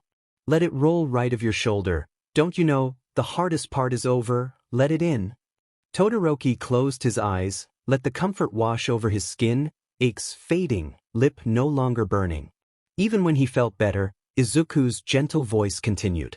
All of my regret will wash away somehow, but I cannot forget the way I feel right now. And while Todoroki didn't know if the song was meant for him, or for Izuku, but it warmed him all the same, in a way that his father's inherited quirk never would. Bakugou broke the moment wonderfully by body-slamming Todoroki out of the way and shoving him into the classroom with a roar of, "Gay moment is over, shitheads." Don't worry about Kaken, Izuku whispered to Todoroki later. He's only said because I save the nice songs for other people. He gets all the Disney references. Bird whisper. Hey now, it's okay. Tokoyami blearily opened his eyes to Izuku's soft voice. There was something making a guttural noise next to him, visceral and snarling. That's right, Izuku's calming voice continued. You feel better now? Izuku was talking to Dark Shadow like one would talk to a frightened animal, dodging wild swipes and a snapping maw. He was already sporting a bleeding arm. Tokoyami felt wrung out, confused, tired and bleary. See? Tokoyami's awake as well now, everything's going to be okay. Dark Shadow quivered, and Tokoyami felt his fragile control close back around his quirk. It was all an accident. Can I sit by him? I can help, you remember me right? I've helped before. Tokoyami felt disconnected and vaguely remembered getting hit in the head with something fast and hard during training. Swinging his head around like a dead weight, he saw his classmates gathered, pale-faced and worried, with Izuku obviously at the forefront. All Might, the perpetrator of the training session, was standing ready at the side, arms crossed and foot-tapping almost nervously. Izuku crept closer again, and then he was sat next to Tokoyami, Dark Shadow writhing around the two of them. Are you okay, Tokoyami-kun? Izuku asked in a light, cheery voice. His eyes didn't leave Dark Shadow. Head? Tokoyami managed to get out. His mouth felt like it had been stuffed with cotton wool. You're not bleeding, but you've a lump the size of a goose egg. Do you feel like you can bring Dark Shadow back in? Tokoyami tried. He really did, but it felt like there was a blanket over their connection and he couldn't reach it while his head throbbed. No? It's okay. I couldn't sing and fight at the same time, so I had to calm him down before coming over. Izuku turned his eyes away from Dark Shadow to reach out and gently touch Tokoyami's head. Tokoyami gave a belated flinch at the wash of pain. Dark Shadow twitched and dithered. Tokoyami, I'm about to sing the fastest song ever at you. You need to take control of Dark Shadow as soon as you feel capable. Izuku slipped his hand into Tokoyami's. Squeeze if you understand. Tokoyami applied pressure, but it seemed enough because Izuku beamed at him. The fastest song ever turned out to be Izuku rapping at him while staring intensely at Dark Shadow, literally the fastest thing he could sing with it still being a song, without even a stutter up until the point Tokoyami felt more human and reined in his quirk. No one missed Kirishima howling, "I've told you," at Ojiro, unable to help the starstruck expression on his face. Brief interlude, sick as a dog. Bakugou woke with a brief stretch, blinking open his eyes to see the back of Izuku's head in front of him. Glancing up, he made eye contact with Todoroki. Both of them froze. This doesn't mean anything, Bakugou hissed. I still FNG hate you. The only reason we're this close is because of Deku. Kaken, play nice. Izuku's nasally voice was muffled by Todoroki's shoulder. The only one making this weird is you. Either leave or go back to sleep. I'm tired. Smash. I sometimes forget that Midoriya's main quirk isn't to be sunshine incarnate, Jiraiya admitted. Hagakure's response was drowned out by the explosion that followed Izuku's fist connecting with the ground. What do you mean it isn't? Uraraka asked, chin in her palm from where she was sat. That seems about right to me. Izuku straightened from his crouch, chest heaving and dust settled in his hair. He was grinning, unabashedly, expression wild as he stared at his unharmed hand before he threw his fist into the air, his classmates cheering him on. The crater around him was staggering, and was just shy of reaching the rest of the group. Jiraiya deliberated a reply and settled on, well, I guess you're right. Izuku trotted towards the group, still smiling brightly as he started clambering up the side of the crater. Shoji offered him a hand, his extra limbs helping Izuku up and out of the hole. I didn't break anything, Izuku said, breathless and excited. Ah, except the ground, Shoji agreed, and Uraraka scrambled to her feet when Izuku was close by, wrapping him up in a tight hug. Izuku-kun, that was amazing. Izuku wrapped his arms around in her turn and lifted her from the floor, spinning erratically to Uraraka's responding giggles. When they stopped, Uraraka was sitting, perched on Izuku's forearm securely, her arm wrapped around his neck to keep herself stable. Izuku grinned up at her. Did you see me? I did. You were so cool, Izuku-kun.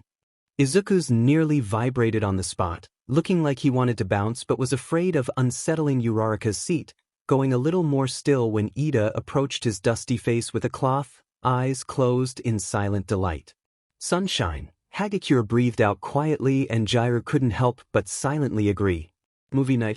Kaminari froze as a soft weight thumped into his shoulder, the noise of the movie playing in the communal room of the dorm fading into a quiet buzz. Daring to glance down, he caught a head full of green hair, a slight peak of delicate lashes shut over closed eyes. He was pretty sure he'd forgotten how to breathe, afraid to move with the cute burden of Izuku Midoriya sleeping on his shoulder. Tsu, on Izuku's other side, leaned forward and asked in a soft whisper, "Are you okay?" Kaminari opened his mouth and no noise came out. Izuku's deep breathing stuttered for a moment, and then continued, his hands twitching around the protein shake he had clasped in his lap. "I didn't realize the movie was so boring," he finally croaked, trying to joke his embarrassment away. Kirishima and Bakugou got a little heated in training earlier and Midoriya stepped in to help. "He's probably a little tired." Tsuyu blinked slowly at him, and then carefully removed Izuku's tilting shake from his hands to place reverently on the floor. "A little tired," Kaminari squeaked, and Izuku seemed to press a little closer, cheek rubbing against his shoulder slightly to try and get more comfortable as he mumbled something incoherent. Kaminari froze again, but was saved from further embarrassment when a loud bang erupted from the movie playing on TV and Izuku was immediately on his feet seconds after, his knee impacting the coffee table and sending it and the snacks it contained tumbling over as Izuku then flopped to his side, cradling his leg. Somebody screamed in shock. The movie was paused and lights were quickly switched on. "Oh my God, Midoriya, are you okay?" Kaminari stammered, dropping off the sofa to kneel next to him. Izuku's eyes were watering with pain as he glanced up through his lashes. Before he could reply, Bakugou was shoving Kaminari away with a hand to his face. "You effing idiot!" "Ah," Izuku muttered, and drew his leg in closer almost protectively, face still bleary with exhaustion and sleep. "Where's the accident?" "What FING accident?" "Your face." Izuku looked around the room slowly, the vestiges of sleep still clinging like cobwebs, but between one blink and the next he was slowly wiping it away. "The noise was the movie." "Oh." Izuku slowly moved to stretch his leg out, face pinching at the pain that faintly throbbed in his knee. "Thought someone got hurt." "Just you, dumbass." "And the snacks," Kirishima lamented at the popcorn and soda strewn all over the floor. "Man, my sweet salty popcorn, I never even got to eat the whole thing." Izuku tried to smile, but it was broken by a yawn. Sorry guys. I'll clean it up." "Go to bed," Yaoyorozu abruptly said. "We can sort this mess out." "Can you walk?" "What?" "Oh yeah, this is fine. I'll be fine." Izuku managed the smile this time, beaming up at her as he scrambled to his feet, barely, but just managing, to keep the flinch from crossing his face. When he tried to protest again, Yaoyorozu stared him down without another word, Bakugou hovering behind her menacingly. Everyone watched him limp out of the common room, no one helping him to let his pride save face. And then Kirishima sighed loudly, crouched over the mess on the floor and said, "Kaminari, you lucky. Be sturdy." Kaminari did not feel lucky with the heated, angry stare he was currently facing from Bakugou and most of the rest of the room. Investigative process. Dismissed. Don't forget your report on hero dynamics needs to be handed in on Monday. Stay safe this weekend. Izuku, please stay behind. Aizawa didn't look up from his desk as he spoke to his class, shuffling papers. When he glanced up, Izuku was nervously stood in front of the table, hands wringing together. What Aizawa liked to call the entourage, which at this point was half the class, were hovering outside of the classroom. Aizawa stalked over to shut the door, the bang of it making Izuku flinch. "Am I in trouble?" Izuku squeaked, and Aizawa stared down his nose at him. "Have you done something to be in trouble?" Izuku went pale and abruptly shook his head. There was obviously something, but Aizawa wasn't prepared to dig for it. "I'll take that as a no. You, myself, and All Might are going to be testing the limitations of your ability today." The singing one. Izuku relaxed. "Oh, that sounds cool. I'll let the others know not to wait up." He peered towards the door where there were faces clustered around the glass. Bakugou gave the middle finger when noticed. "Please, do that," Aizawa muttered, having also caught sight of the crude gesture. Izuku smiled timidly and trotted towards the door, Aizawa pinching his nose at the cacophony of noise and activity. It took Izuku to convince the others to leave, which included physically throwing one of them. Aizawa couldn't see who, down the corridor, someone else shrieking as they ran to catch the person turned projectile. No amount of overtime pay would make up for this. We're going to test microphone speaker systems first, Aizawa said as he led Izuku into a soundproof room with a window connecting to another room. On the other side was Present Mike, who was grimacing in pain to begin with, but gave a bright thumbs up when Izuku settled into his seat in front of the table. Tashinori, following them, set a few snacks and drinks on the table for if Izuku got tired. Present Mike has happily agreed to volunteer, Aizawa added, and Tashinori snorted. Volunteer in this context meant Aizawa had tripped the other man down the stairs and then offhandedly mentioned he had a student who could help with that. The table had a microphone set on it, with a red button at the base. Push the button to activate the speakers. We want you to sing at Present Mike and see if your power works over the speakers. Tashinori and I will be waiting outside. First, however, we're going to connect you to this. This looked like an ECG machine, wires and tabs sticking out of it. Izuku dutifully held out his arm and let Aizawa stick the tabs onto his arm and neck, setting the machine up with narrowed eyes as he tried to remember how Recovery Girl had explained it to him. What does it do? It measures how many calories your quirk usage burns per minute. Push the button when you're ready. Izuku watched as Aizawa and Tashinori left, the latter giving him a thumbs up and a confident smile, and only leaned forward to push the microphone button when the door shut. Present Mike, sir, I'm going to sing now. Please let me know if you feel any better. Present Mike nodded enthusiastically and settled into his own chair with a wince. Izuku cleared his throat and sang his way through a song he'd heard on the radio that morning. The machine beeped steadily next to him, but he didn't feel any more tired or wrung out as he sometimes did after singing. When the last note left his lips, Present Mike was shaking his head, giving a thumbs down. That's a no then, Aizawa muttered as he walked back in, Tashinori scooping up the hoard of energy-rich foods from the table in preparation. Next test. The next test was on the sports field, Present Mike on one side, Izuku, Aizawa and Tashinori on the other. As far as I'm aware, Tashinori and I have no injuries, so if this one works then we shouldn't impact the results. Aizawa shared a knowing look with Tashinori, but the other couldn't leave without being suspicious. Okay. Izuku mumbled, accepting the megaphone he was given, fumbling with the controls and nearly dragging the machine over when he moved his arm too sharply. When you're ready. Izuku nodded, and when he sang, it was the same song as before. He was barely onto the fourth line, his voice amplified through the megaphone, before the machine went wild and he stuttered to a stop. Yahoo! Present Mike was hollering back. Starting to feel right. Rain over here. Aizawa caught the paper as the machine spat it out, face unreadable as he glanced over what it had recorded. Chio will want to know about this, Tashinori murmured. Is it bad? Izuku asked nervously, lowering the megaphone. 258 calories lost a minute, bad, and that's only for a minor injury. Larger might take more. Aizawa murmured. Not to mention what it does to your other energy reserves like sugar, in the meantime. No wonder you collapse when healing strenuous injuries. His hand hovered over his side, reminded of when Izuku had saved his life, at nearly the cost of his own. Tashinori scrubbed a hand over his face, and Izuku timidly caught the edge of his shirt. Isn't that bad? So long as I eat enough? I think it can be kept on top of, Tashinori managed to say, setting his hands supportively in Izuku's hair. We're going to take the results to Chio and she'll make up a plan best suited to you. But, now that you've sang and had a result, I think next on the agenda were blood tests. Izuku made a horrified face. But, Tashinori leaned in and whispered conspiratorially, if our hunches are correct, I'll buy you ice cream after. The biggest sundae you can eat. I thought, Aizawa interrupted, that I was taking him for ice cream because you're behind on your marking? Tashinori flinched and then turned to face Aizawa with a blasé shrug to the look he was given.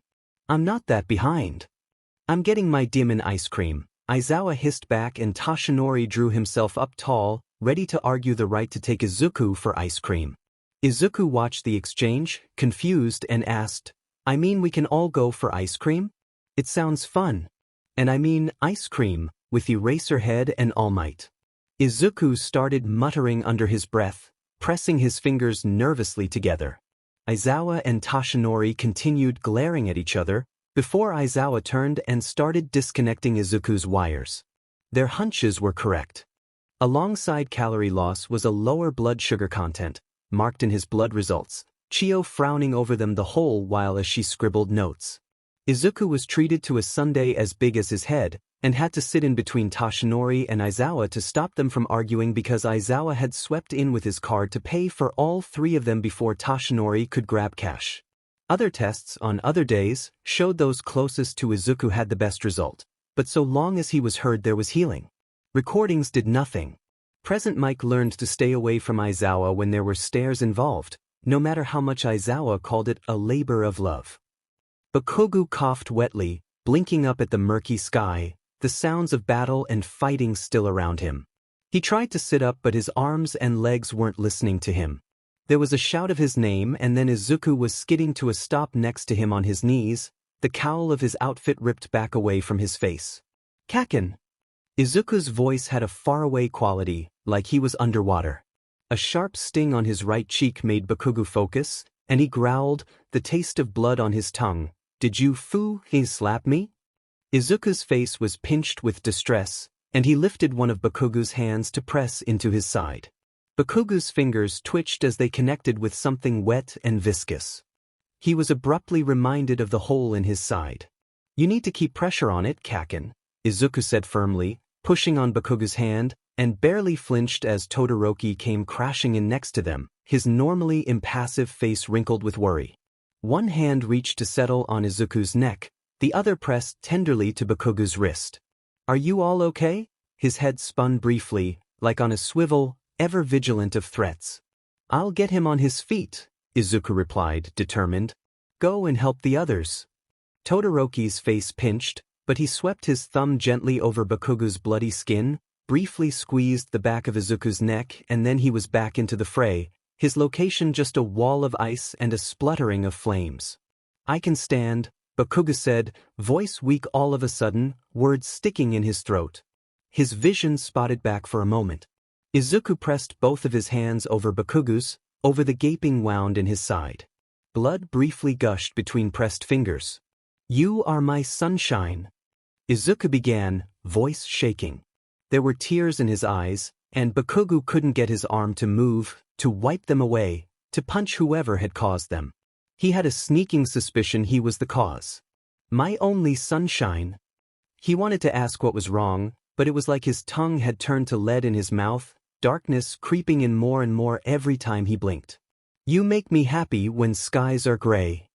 There was an explosion nearby, and Izuku's body arched over his, protecting him with a fierce look adorning his face. Bakugou managed to swipe his fingertips against a strong jaw when it was closer, was rewarded with a watery smile. He wanted to tell Izuku he looked dumb, crying when he was in his 20s, was an adult already, but words evaded him. His arm dropped back down. You'll never know, dear, how much I love you. Izuku wasn't watching him now as he sang, eyes on the battlefield, his voice warbling on the notes. He hadn't withdrawn from his protective hunch, but his knees were trembling and his nose was bleeding. Please don't take my sunshine away. Bakugou lost the battle against his consciousness then, and let Izuku's voice lull him into the dark void of an exhausted body. When Bakugou woke up, he was swaddled in a hospital bed and no longer felt delirious. He couldn't quite remember how he had gotten there, but when he tried to sit up, a dull pain tugged at his side. Careful, Todoroki was next to him, his voice low and haggard.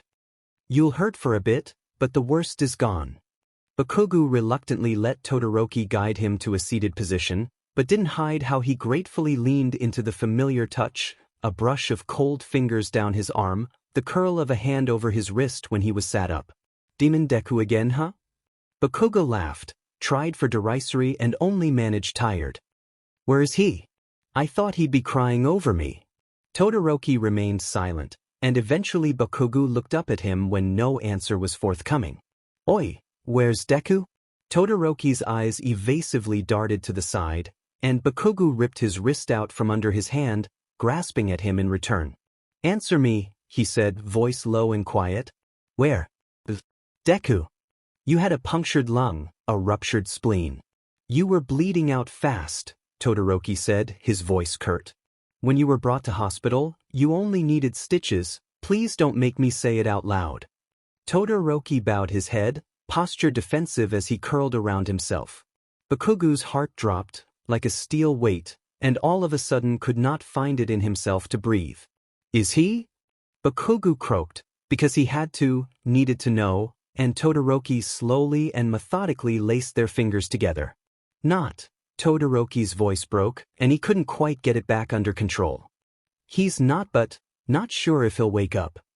I need to see him, get me out of this effing bed." Bakugou started ripping out wires and cables, the heart monitor screaming at him, the four-stand crashing to the floor. The pain was nothing compared to the tightness in his chest, the vice crushing everything inside of him. Todoroki helped him limp his way down the corridor, kept a solid arm firm around his waist. Bakugou would normally complain against the babying treatment. Fear kept the anger at bay. "He's too still," were the first words Bakugou managed, strangled as he stared at Izuku's prone form in the bed.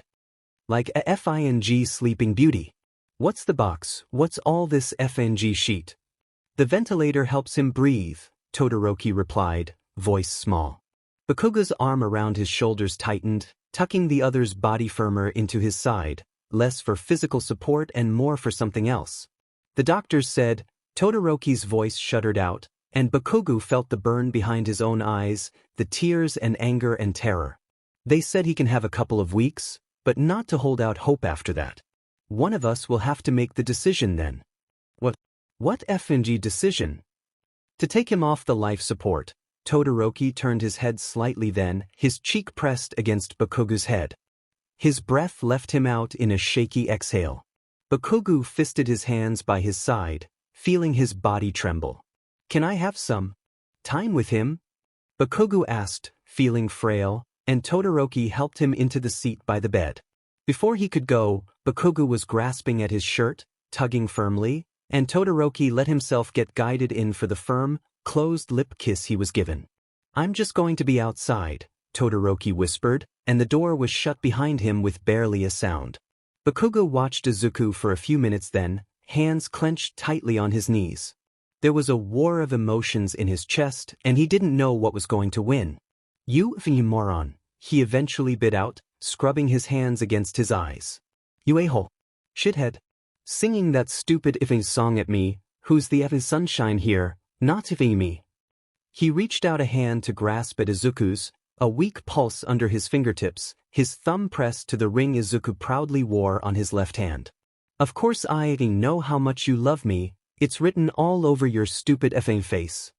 Bakugou leaned over, forehead pressed to the back of Izuku's hand, and was not ashamed that the next noise that left him was a sob. "Please don't take my sunshine away," Bakugou begged, voice hushed. "I never got to say, I love you back. Look what you made me do. Izuku." Uraraka's voice was a scream, and Izuku whipped around, one for all crackling against his skin. He had thought it was a Nomu, the grounds crawling with them. His fist connected, instead, with the villain with hands, Shigaraki Tamura, fingers outstretched for his face. Geared up to hit a monster, Izuku had instead punched with his near full force, a human instead. It was like time had stopped, Shigaraki's fingers nearly touching Izuku's nose, his fist buried in a soft, malleable stomach. Shigaraki puked blood straight into Izuku's face. The body went sailing. It even lost a few hands along the way, dropping from the sky like macabre confetti. Izuku, at 15 years old, was convinced he'd murdered someone, villain or no. "Look what you made me do," were the hushed, muttered words Shigaraki woke up to. "Look what you made me do."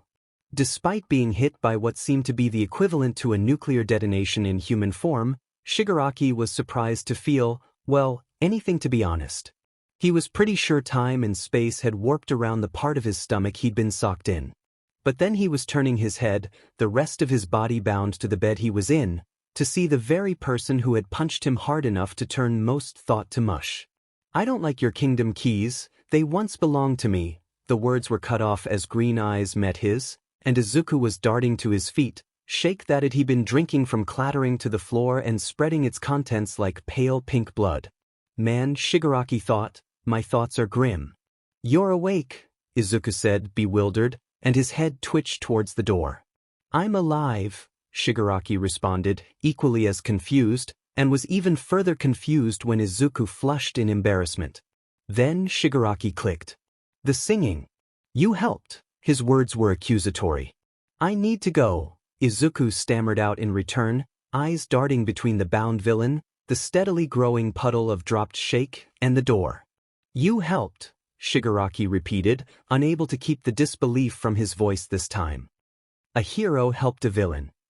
Izuku faltered, back against the door, hand fumbling with the handle. "You would have died. I didn't want it to be my fault. We're heroes, not murderers." And then he blushed darker for daring to give a response, darting from the room seconds after. Later, when Shigaraki was free from the hospital, from the clutches of his hated enemy, he hunted down Izuku from looks alone, from word of mouth, from stalking him in the street because he had to know him. And when he had a photo of the boy, clasped between finger and thumb, he knew one thing for certain. He would have use for someone like that. Workout sessions. "Why are you just lingering in the doorway, shithead?" Bakugou snapped, shoving his shoulder against Kirishima's. From beyond the doorway, in the on-site gym that Bakugou and Kirishima had agreed to meet at to spot each other, came the faint strains of a song. "He was here before I got here," Kirishima simply replied, but didn't move as Bakugou leaned over him to look into the room. Running on one of the treadmills was Izuku, singing softly to himself and not even the slightest bit out of breath. He was dressed in spandex running leggings and a fitting tank top. Set against the controls was an open textbook that he occasionally flipped through, and he had wires sneaking out of his pocket that connected to the earbuds in his ears. "Why do I recognize the song?" Bakugou muttered angrily. "It's Sora and I Utiba," Kirishima answered absent-mindedly. "The opening to that new cartoon based around heroes. Figures. FING fanboy." Bakugou shoved Kirishima away from the door and strode across the room to Izuku. When beside him, he slammed a hand on his shoulder and Izuku stumbled on the treadmill, Bakugou reaching across to slap his hand against the emergency stop. Bakugou's eyes tracked across the display, and his question of what Izuku was doing in the gym at nearly 10 at night was covered by the urge, of which he answered, to say, "What the F dashed?" "Kakin?" Izuku asked, taking out his earphones and wrapping the wires around the back of his neck so they hung loose in front of him and scooping up his textbook. "Is everything okay? You ran 26 miles on this FNG thing? When did you get here?" Izuku's eyes widened in panic, his head whipping around to glance at the clock. Oh, I didn't realize I'd been here so long." Bakugou felt his mouth pinch. "The treadmill says you've burned over 2,000 calories, Deku. Not to mention you were singing you effing idiot. What if there was someone else here? Do you want to pass the F out when there's no one here to catch your swooning butt?" Izuku flinched, eyes skittering to the side nervously. The running and reading helps me not have to think sometimes." Izuku rolled his shoulder, and Bakugou let his restrictive hand fall off of it so Izuku could take back his personal space. Bakugou eyed him, Izuku clutching his textbook to his chest. "You already don't think, obviously," Bakugou muttered abrasively and gave Izuku's shoulder a shove, trying to ignore how the bared skin felt against his, how Izuku's muscles, what the bunched under his palm. "I didn't mean to upset you," Izuku said, voice thin, lips trembling. The textbook creaked ominously in his clenched fingers. "I'm not upset. I'm angry." Izuku shrugged again, face still slightly pinched. "It seems all the same nowadays. Everyone getting upset or angry because of me. It's just they're awful at showing they worry." Kirishima dived headfirst into the conversation, an arm slung around Bakugou's shoulders. "Because man, you're a good guy, Izuku, you can sing people to life and you can bench press an elephant without thinking about it." Izuku flushed, pleased, and ducked his head sheepishly. "You want one of us to walk you back?" Kirishima continued pleasantly, ignoring as Bakugou angrily shoved him off. I mean, 2,000 calories, that's the average in a day to eat, right? You're not tired. Oh no, I'm fine, Izuku replied quickly. I've had around 6,000 today, so I think I'm plenty fine. Because the sports festival is coming up and we have to train and stuff, I had to increase my calorific intake, so I could do all my stamina training and quirk training. How the hell do you even fit that all in? Kirishima asked out loud and Izuku smiled up at him. Mostly packed smoothies and high-energy meals. It's quite easy, Aizawa-sensei gave me some cooking lessons with Ishiyama-sensei. Cementos. Yeah, we make big meals in the cafeteria kitchen and then I can box them all up and bring them home. You should come over to our building sometime and try some. I mean, if you like potatoes and rice and pasta. They're bland, but we're only learning seasoning after the festival. It's a date, Kirishima promised, and nearly face-planted the floor when Bakugou punched him in the back of the head, pressed a guiding hand onto Izuku's shoulder, and escorted him up until the point that Izuku bid him a shy goodnight and closed the door to his room behind him. Bakugou, you are the biggest mother hen I have ever seen, Kirishima said, probably in the most inopportune time, with Bakugou spotting the heavy weight Kirishima was bench pressing. A vein twitched in Bakugou's head and his hands fisted slightly in warning before they were back to hovering carefully over the weights. Someone ifnji has to. Deku if he kill himself otherwise. 26 miles, Kirishima breathed. Man, he didn't even look like he'd broken a sweat. What is he made out of? Pure determination. Pure determination to die obviously, Bakugou muttered back. Then, you even think about going on that date, I'll kill you. I figured as much. Okay everybody, today is free training, Aizawa shouted. That means you do whatever you want within the boundaries of this field and its equipment to prepare for the festival. Be smart and don't show off your best moves, but make sure you also work together. This festival is a one-off fight. Everyone here today will be your future allies. Teamwork is still vital. Izuku stretched lazily next to Uraraka, sighing comfortably as something in his back loosened and popped.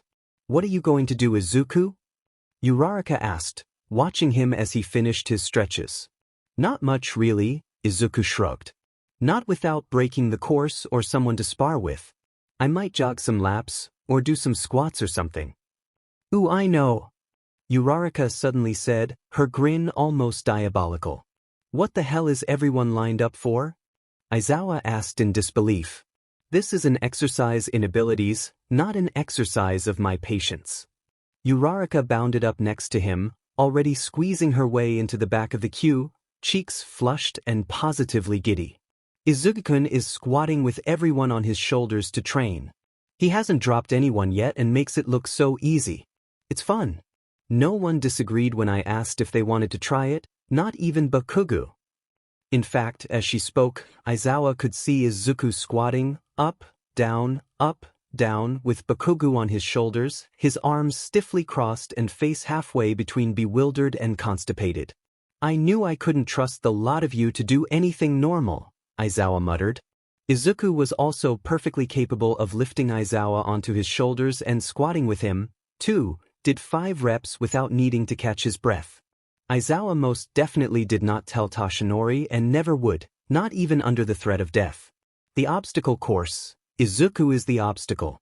Oh shit, Bakugou breathed, almost stumbling to a stop as Izuku sheared a robot in half with sheer brute force.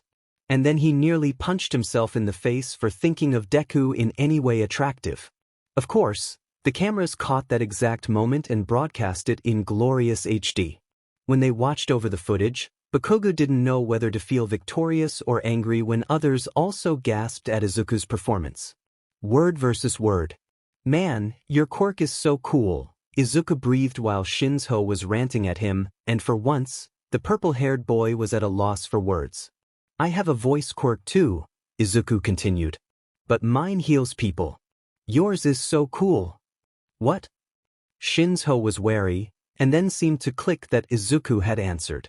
He thought about what Izuku had said later, even when he was suplexed into the FING ground after Izuku had broken his own finger by will alone, because while apparently Izuku could heal people with his voice, He also had the strength of a freight train going full speed. Shinzo couldn't believe he'd forgotten that. "He did well," Shinzo said gruffly, and looked to the side as Izuku beamed up at him from his perch on the edge of the infirmary bed. Even cast and strapped up, his arm looked horribly mangled. "Thank you, Shinshu-kun. I'm sorry about before. Did I hurt you? I tried not to use my quirk. I mean, we're all out here to do our best, not kill each other. Though someone should tell Kaken that." Are you? Will you heal yourself?"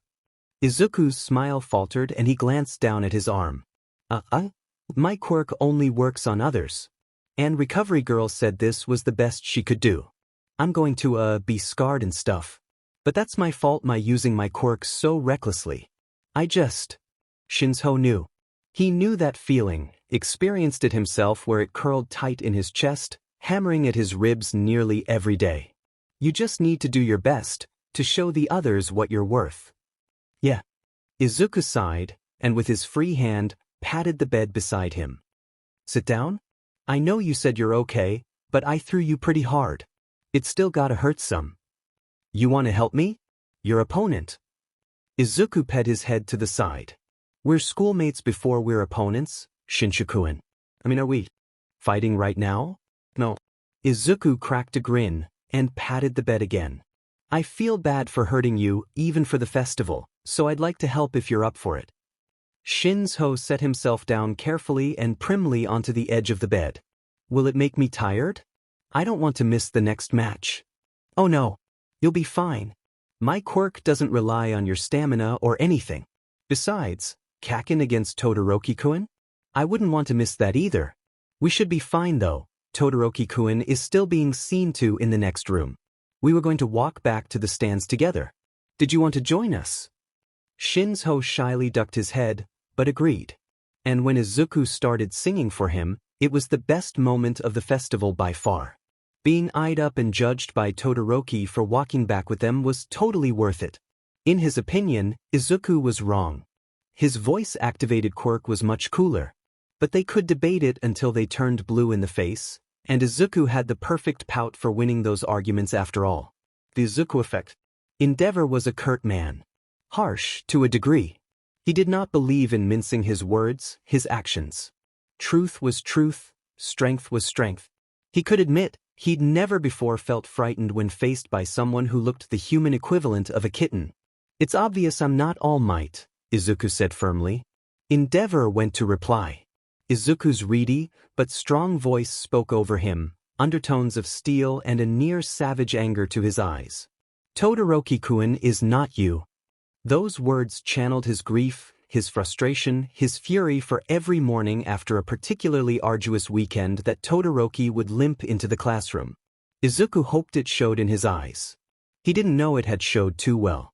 Later on, when Izuku was shouting, when he was telling Todoroki it was his power, his will to do what he wanted, to become a hero, the words that Endeavor wanted to shout, the selfish pride of Todoroki stepping onto the path of what he himself couldn't do and what Todoroki was made for, those words died in his throat, because without even faltering, Izuku's fierce eyes met his through the crowd from the ring even as Todoroki set himself ablaze. "Your protege is a FING nightmare. Where did you find him?" Endeavor hissed as he passed All Might in the hallway during the aftermath, and All Might was nothing but confused. Izuku was too wonderful after all. Sweet gains. Sheet F-. Izuku muttered under his breath, and blushed when Kirishima gave a booming laugh at him. "It's not funny," Izuku retorted, whipping around and cursing mildly again as his unwieldy cast knocked a spoon to the floor. "You try to prepare food when you have one hand left. Oh man, I never thought it'd get to the day where I heard you of all people swear," Kirishima laughed, wiping an imaginary tear from his eyes. "I hope I'll get to lord this over Ojiro again someday." When his laughter had died away, Izuku tilted his chin defiantly and made eye contact. "Sheet F-. He hissed back at him and Kirishima was set off again, at the indignant look on Izuku's face contrasting the viciousness of the swearing. "Come on, Izuku," Kirishima finally said breathlessly. "Tell me what to do, I'll be your hands." Izuku talked him through the motions then, his free hand pointing and guiding, his voice a soft murmur. Kirishima was proud to say he made it through a perfectly fine, calorie-high dinner with Izuku and lived to tell the tale. They even went to the gym together, Izuku trotting gently on his treadmill and Kirishima sat next to him with his dumbbells. All in all, not a bad day. Except, Bakugou eventually katoned on and escaped the clutches of Siro, who Kirishima had convinced to distract for the day. Support hero main. Todoroki-kun. Todoroki's head whipped up at the shout, to see Izuku leaning over the banister, braced with his stomach on the bar and his good hand cupped around his mouth. Todoroki-kun, do your best. Don't lose. Todoroki abruptly caught fire. It was totally intentional, no matter what you asked him. A nearly impossible mission. Izuku, I've got to ask, Ida said slowly. Yeah. Izuku asked, trying to get out of his hospital bed carefully, hand on the railing the bed offered. Were you humming the Mission Impossible theme when you were fighting Stain? A crackle against skin and the railing snapped off into Izuku's hand. He nearly careened forward, but Ida was already there, arm around his shoulders to help keep him upright. Todoroki half stood as if to help. Izuku remembered it vividly, the event having been less than 24 hours ago. Ida on the floor. He and Todoroki fighting. His heart in his throat as he desperately hoped they would live and win. And yes, unable to help himself, unable to sing while fighting and heaving for breath, he'd hummed the theme to save his friends, to help them while they fought to survive. Singing and fighting at the same time is difficult when trying to concentrate on one or the other. Izuku let Ida help him back onto the bed and tugged him down next to him, keeping his hand on Ida's arm. Humming is much easier, and you two were hurt, we were fighting the hero killer. I wasn't letting anyone die if I could help it. Izuku jutted his chin out defiantly, defensively. You two, everyone, they're all so important to me. You're all my precious friends. Humming kept you safe, kept you healthy. And I panicked and it was the first, easiest tune to come to mind. Izuku blushed here, and felt a little wrung out and tired from his explanation, letting his head thump to Ida's shoulder, fingers still loosely curled around Ida's arm. I didn't mean it to sound like an accusation, Ida said softly, the words humming through Izuku from where his cheek was pressed to soft hospital clothes. I was just incredulous that was the first thing to come to mind in such a dire situation. It made it seem easier, Todoroki offered. It's like your singing helps me fight better, though I can't speak for any others. It was comforting. It may have even saved us. Surely his paralytic effects would have lasted longer if not for you, and the fighting would have been in vain. Though, Ida added, I would like to ask, why did Aizawa-sensei insist you be attached to whatever that is? Izuku rolled his eyes so he was looking at the monitor he was attached to, refusing to lift his head. Aizawa-sensei is paranoid I'll sing you better. If I take it off, the heart monitor flatlines. If I sing, the calorie monitor makes noise. I guess both situations would notify the nurses or doctors. Apparently straining myself after PRDS of great stress is no good. Izuku hefted a big sigh. Like, I don't know my current limits. I wouldn't hurt myself. He was only the slightest bit offended when Todoroki murmured about how it was a good idea. You spin me right round. I don't think I can, Izuku stammered, eyes wide.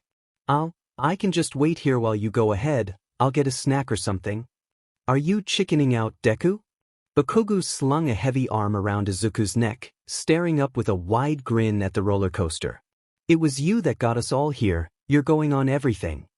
It's a bit high. Izuku tried to squeeze away without getting himself hurt as Bakugou started dragging him towards the line, where Uraraka was already waiting, waving her arm almost impatiently. Are you going to scream? Bakugou asked, almost callous. Will I need to hold your hand? Kaken, the last person to hold my hand during something that scared me, got their fingers crushed. Are you that eager to suffer the same? Izuku gulped as they got closer, and Bakugou's step faltered. During the now almost routine movie nights held every week, someone had suggested a horror movie. Izuku had snatched at the nearest hand in fright, Ciro's, and snapped 3 of his fingers, one of them in 2 places before catching himself at Ciro's yelp. Izuku had hummed it better, but they'd had to put an end to the movie night because by the end everything was said and done, It was too late to continue the movie. It's fine, Izuku quickly said. You can go on the ride and I'll buy some snacks like I said. Bakugou had a sour expression that Izuku couldn't place. Before he was scoffing angrily and steering Izuku in another direction instead, ignoring Uraraka shouting after them. You still like the teacups? Bakugou asked gruffly, and Izuku nodded almost shyly, afraid of saying the wrong thing. But I'm going to spin us so effing hard you puke. Bakugou made the mistake of letting Izuku spin the teacups the second time. He was inevitably launched out of the ride to the sounds of Izuku's gleeful laughter before he'd noticed Bakugou was gone. Rest your weary eyes. You look tired today, Izuku, Ida noted, watching as Izuku yawned for what seemed like the 20th time in as many minutes. Is everything okay? Izuku hesitated, scrubbing at his eyes where his jaw-cracking yawn had made them water. Just trouble sleeping, I think. Sometimes I have trouble getting to sleep at night, and even if I do I'm inevitably awake at about 3 or 4 in the morning, and then I usually go for a run or do homework. Ida frowned, watching as Izuku listlessly picked at his lunch. Izuku seemed unaware of the worried, scrutinizing look. What's wrong, Ida? Uraraka asked, plunking a tray down next to him as she settled into her seat. That's a fierce look on your face. Izuku's having trouble sleeping. It's nothing really, Izuku said quickly, lifting his head in alarm at hearing Uraraka's involvement. It just happens sometimes. Poor sleep can lead to poor health, Ida pointed out. And you've already had one bout of sickness this term, do you really want another? Izuku twisted his face up then, setting his eating utensils aside. I've been having nightmares. I don't like to sleep because all I can see are the dead faces of my friends, of you guys. They started back when the villains attacked, but they just seem to have gotten worse recently, I don't know why. Izuku picked his chopsticks back up in the ensuing silence and returned to aimlessly pushing his food around. Oh, Izuku, Uraraka said sadly, and shuffled seats around until she was next to Izuku and could wrap her arms around his midriff. We're all here. We're all heroes. There's nothing to worry about. Ida watched as Izuku's lips trembled, as if he were struggling to keep tears from spilling down his cheeks. When Bakugou stayed with you when you were ill, did his presence keep the nightmares at bay? Izuku shrugged a shoulder almost dismissively before mumbling, Yeah, it did. I got it then. Uraraka said firmly. We're all going to have a sleepover in the common room. All the blankets, all the pillows, everything. We can't just, Izuku began. I'm in, Kirishima said as he loudly set his tray down onto the table. A huge communal sleepover sounds fun. Like we're on a trip. What's this about a sleepover?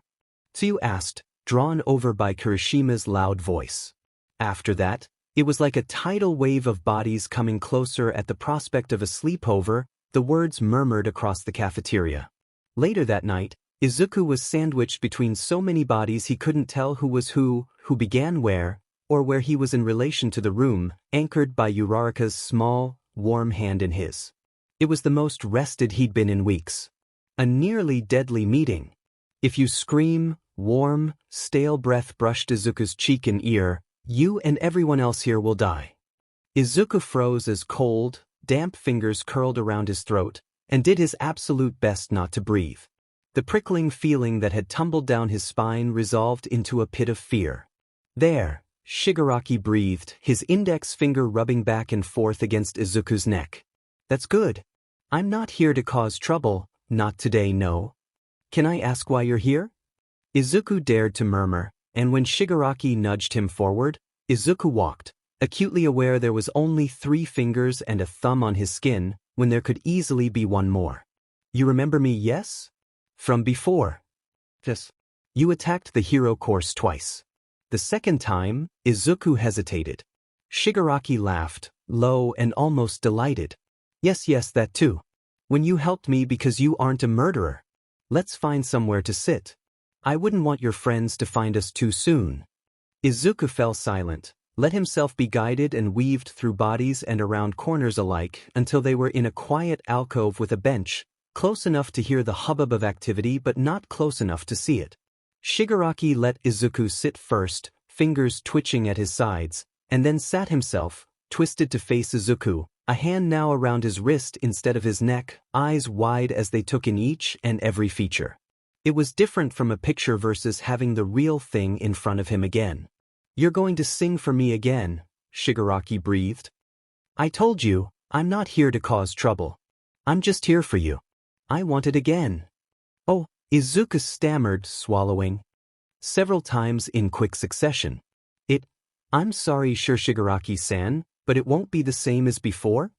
Shigaraki's almost easygoing expression soured. "Why? My singing, it's normal unless you're hurt. And then it helps." Shigaraki's face loosened again, less murderous and now soft. "Well, I'm sure you can fix that problem too, like you did last time." Izuku felt his stomach flip over and over as Shigaraki slowly drew his hand over so it was resting on his kneecap, his grip sliding further up Izuku's arm. "Go on. Hurt me." Shigaraki-san," Izuku tried to reason, and Shigaraki leaned uncomfortably close, their faces nearly touching. "Do it." Izuku shivered and then closed his eyes, squeezing down on Shigaraki's knee, feeling his power dance along his knuckles, felt it give way under his palm with a crunch and a pop. Shigaraki didn't even twitch, and when Izuku opened his eyes again, he was still close but now he was grinning. "I'm hurt now," Shigaraki whispered. "You can sing and make it work."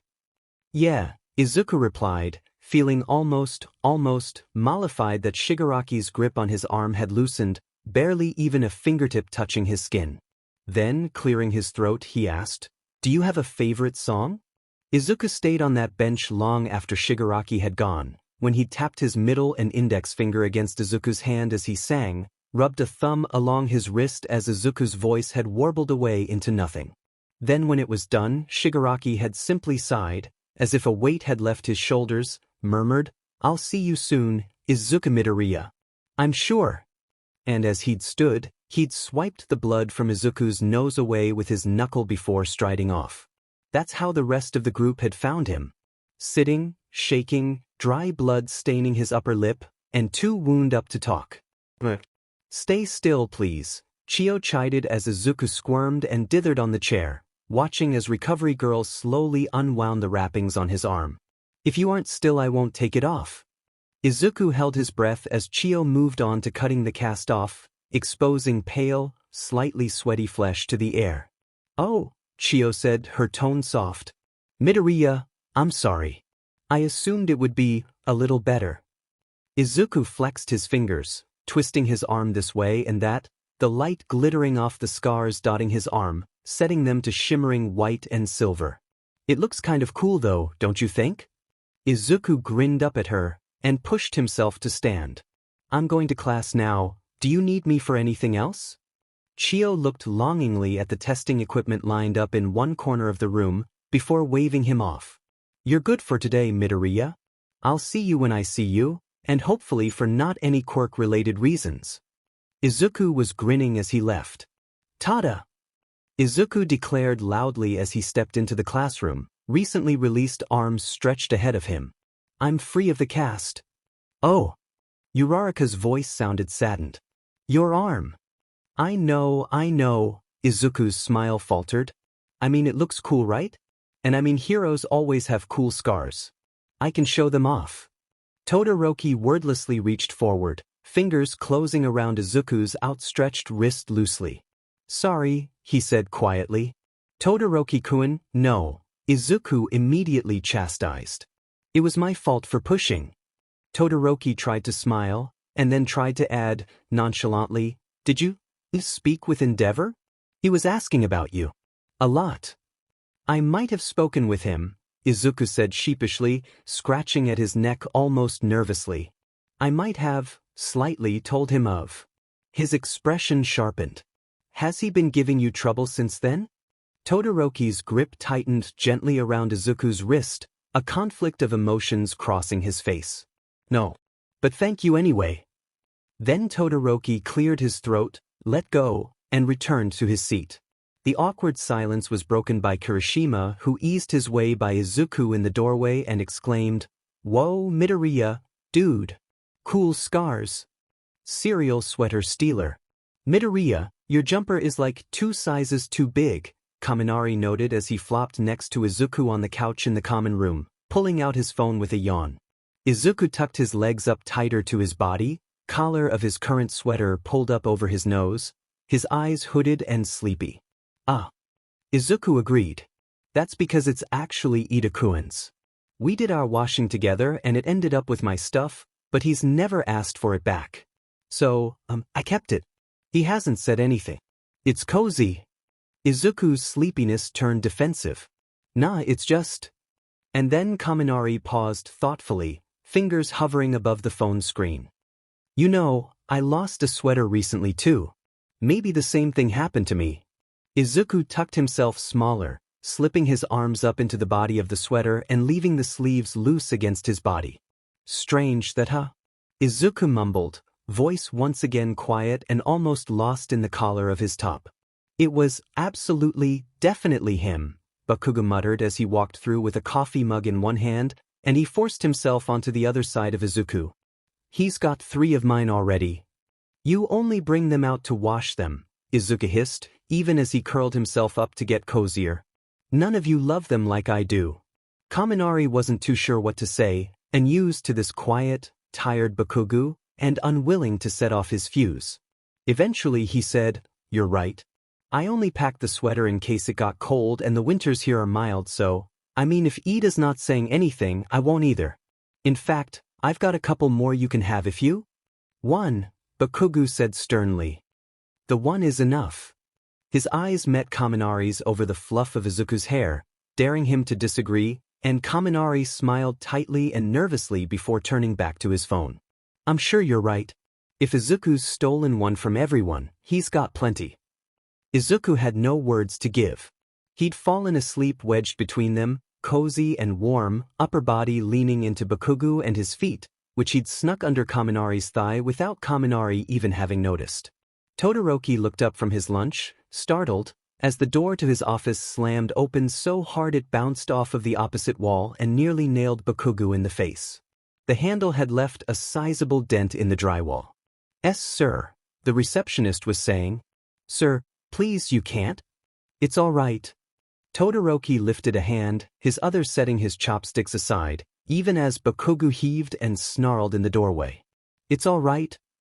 Bakugou sneered. All right? He threw the door shut behind him, door frame rattling.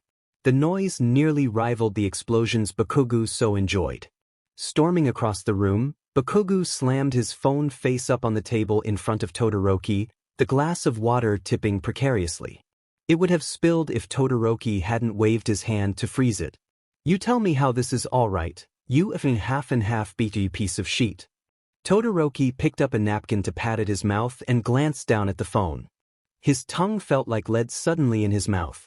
Bakugou, because he was sneaky, he would admit that, had lingered at the clinic after being patched up and snapped a nearly candid photo of Izuku. Izuku in the nurse's outfit that Todoroki had drunkenly dared him to wear, Izuku in the outfit that Todoroki couldn't see in person because of the same coordinated incident Bakugou had gotten injured in, except 2 blocks over. Bakugou, if I didn't know any better, I'd say you were aiming for a panty shot. Todoroki leaned back into his chair, crossing his hands on his lap and trying to stay professional. Bakugou clenched his fists around the sparks that filtered between his fingers, leaned forward and hissed, I don't think he was ever wearing any in the first place. Todoroki set off the fire alarm, and 13 floors, 8 of which were occupied by off-duty heroes doing paperwork as Todoroki had been, had to be evacuated. Shuto, Izuku wailed as he collapsed into the booth, his breath already sugar-sweet with a slight burn of alcohol from the one too many cocktails been drinking. You're late. Izuku, Todoroki greeted. There was some paperwork I had to do regarding the... He hesitated. The villain that was 10% gloop, 20% gross, 100% a sleazy piece of shit, Izuku elaborated, leaning into Todoroki's warm side, ignoring Todoroki's start at the use of a swear word. God, I don't think there is enough alcohol in the world to forget how that felt. He took a sip on the alarming shade of pink drink half empty in his hand. He was a bit touchy-feely, Todoroki relented, his cold hand tightening around the already frosty pint he'd bought himself before being spotted by Izuku. Unbidden, his eyes sketched out Izuku's profile, all the way down to his tight-fitting jeans, and remembered what Izuku's bare legs looked like on the tinny screen of Bakugou's phone. Ever since the League of Villains incident, they all seem to beeline at me, Izuku ummed, head resting on Todoroki's shoulder. They all know who Izuku cut himself off with an elated gasp, one hand slamming on the table and rocking it gently, a feat considering it was bolted to the floor as he stood up abruptly. Kaken. Todoroki gripped tightly onto the table to stop it teetering, always a little wary of Izuku's strength when he hadn't the capacity to control it. His control had only gotten finer and over the years, but, almost like All Might himself, excitement and inebriation always left Izuku towing the line. Bakugou grunted, throwing an arm out into a nearby counter as Izuku's entire body slammed into his other hand steadying on Izuku's shoulder. Deku, Bakugou snapped. Watch where you're FNG going. I didn't know you came here. Izuku replied instead, smile splitting his face, leaning into Bakugou's space. Bakugou chose not to admit that he'd dropped into every bar within walking distance of Izuku's apartment, Izuku's workplaces, Todoroki's apartment and Todoroki's workplace. He'd already stormed into and left 4 establishments, ready to leave this one before he'd been nearly successfully tackled. Yes, Todoroki said icily from behind Izuku's shoulder. Neither did I, considering Izuku and I have been frequenting here for the past 7 months. Felt like a drink tonight, Bakugou snipped back, hand lifting from the counter to catch Izuku's elbow as Izuku stumbled. Izuku also reached out to grab the counter as Bakugou had done before. Instead, he put a hole straight through it and face-planted into Bakugou's shoulder. Oh no, Izuku deadpanned in a near whisper, as if telling Bakugou's jacket a secret. How FNG drunk are you? Bakugou's voice was accusatory, but it was aimed at Todoroki. He got here before me, Todoroki replied tersely. Said there wasn't enough drink in the world to deal with the leftovers of the reconstitution villain. The what? It was a statement, not a question. He was disgusting, Izuku said with surprising vitriol given his state. All talky words and touchy touches. Disgusting, Todoroki echoed with equal malice and downed his pint in what must have been 3 of 4 even gulps. Touchy touches? Bakugou asked, voice going soft and dangerous. Todoroki made direct eye contact and said, if murder was legal, that man-thing would not be in a prison cell. It would be in a grave. Bakugou went quiet. Oi, Deku. Izuku's head swayed up from Bakugou's shoulder, body wobbling but eyes almost lively and sober. What you drinking? Izuku took a delayed sip of his drink. Pink poodle.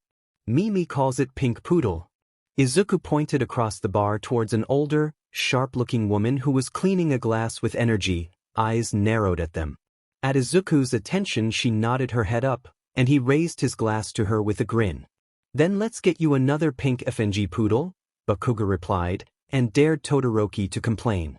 Later on, when Izuku had moved on to sipping water, wedged between Bakugou and Todoroki, Bakugou asked, how the F did you get into those jeans, stitch them onto your FNG legs? Let me tell you a secret, Kaken. Izuku grinned secretively, trying to lower his voice to a whisper and failing. I'm not wearing any underwear. This time it was Bakugou's turn to set off a fire alarm. Ready, set. Tensei looked up from the book he was reading at the mumbling and shuffling emanating from beyond his hospital door. Izuku, please. There was the characteristic, exasperated tone of his brother. I have to look good, was another, unfamiliar hissed voice. It's Ingenium. It's your brother. We have established this, Ida's voice again. You do not need to worry about proving yourself to someone who does not yet know you. The door slid open and 2 bodies slipped in.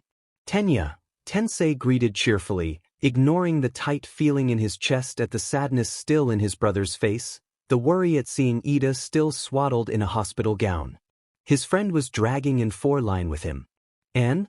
This is Izuku, Ida guided Izuku forward. I'm a big fan. Izuku blurted out, nearly stumbling as he stepped forward eagerly, the 4 stand teetering precariously. Careful, Ida murmured, and helped Izuku into a nearby chair. "I'm not even hurt," Izuku admitted to Tensei, shuffling to the edge of the chair. "The 4-line is because..." He hesitated, eyes dropping to his knees, before he looked up, with purpose. "You can tell him, Izuku," Ida said, and Tensei was surprised to see his brother near trembling with excitement. "I have been given temporary quirk permissions," Izuku said primly, tangling his fingers together. "Oh, are you my wheelchair?" Tensei joked. "I get to be carried around instead of pushed. Could be fun." Not quite. "Ida-san, if all goes well today, tomorrow, and however many days it takes, you will be walking out of here." Izuku's voice was quiet, but hard, his eyes dropping to Tensei's blanket-covered legs. "What?" Tensei asked, and hoped his voice didn't crack. He could barely hear himself over the sound of his suddenly rushing heartbeat. "I'm not sure if it'll heal your quirk, because that's something else entirely, but I have 2 quirks. And the second one can help." "It's a healing quirk," manifesting from his voice. Ida stepped in there. "It's an unusually strong one, because it uses Izuku's energy instead of others, hence the 4-line. He offered." Ida-kun was too shy and demure to ask, Izuku said almost secretively. "He thinks it's for my own good." "I can walk again?" Tensei felt numb, and Izuku smiled at him, soft and gentle. "I'm going to try my best." And he did. Tensei needed a cane when he left that hospital, but he left on his own 2 feet. 3 weeks later, the cane was forgotten. He was never able to use his quirk properly again, but he counted his blessings.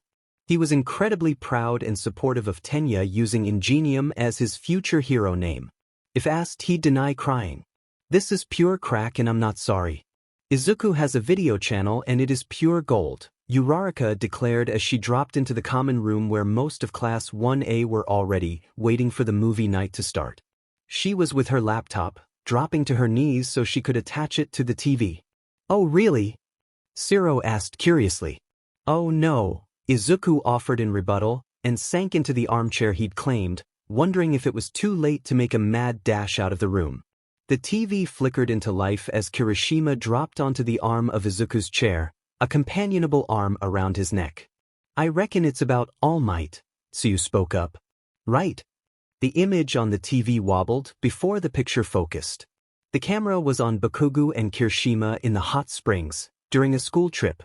Izuku's faint voice picked up then, the camera zooming in slowly as Izuku softly sang. "2 bros, chilling in the hot springs, 5 feet apart 'cause they're not gay." And that was it. A moment of silence, and then Bakugou, who was in the doorway at that moment, simply asked, "Deku, what the F dashed?" Shiro and Kaminari began laughing, almost hysterically even as Bakugou strode into the room to take a seat, ready to watch more. "This next one is my favorite," Uraraka said delightedly, tapping at her laptop erratically. The TV showed the back of Tokoyami as he strut down one of the dorm hallways. "Make them wait for it, Tokoyami," came Izuku's voice. Tokoyami stopped and shot a coy look over his shoulder. At the same time Izuku said, "Boom." Kirishima broke, snorting so loud that it frightened Izuku, and he buried his face in his palm as he shook, voice trembling, "Midoriya, my man, what?" "Sometimes," Izuku said defensively, voice high and reedy. "I get bored." Uraraka grinned up at him. "It's fine, Izuku. These are amazing." The next video took its time to load, the buffering circles spinning slowly. The title of it was called Road Work. Izuku sank into his chair, as low as he could dare without spilling onto the floor. The shaky phone camera showed a road in front of the bonnet of a car, a sign saying "Road Work Ahead" on the grassy verge to the side of the road. The camera then spun around to focus on All Might, who was driving. "Road work ahead?" All Might said, almost sounding distressed. "I sure hope so." "All Might, I'm so sorry," Izuku said to his hands, burning face hidden. The laptop and TV automatically rolled on into the next video. It featured Izuku sat at his desk, fingers gripped around a pen. "Hey, you all right?" came Todoroki's voice. The clock on the wall showed 3:06. Considering they were normally in class at that time, it could only be early in the morning. "Thanks for checking in, but I'm still a piece of garbage," Izuku sang back dully and the camera shook as Todoroki presumably nearly dropped it.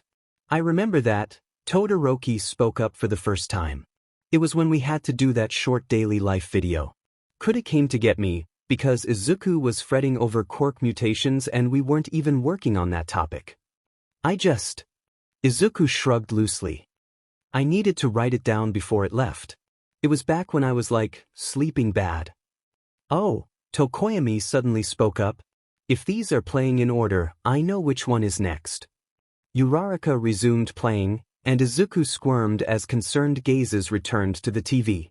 Hey man, Kirishima murmured to Izuku's hair.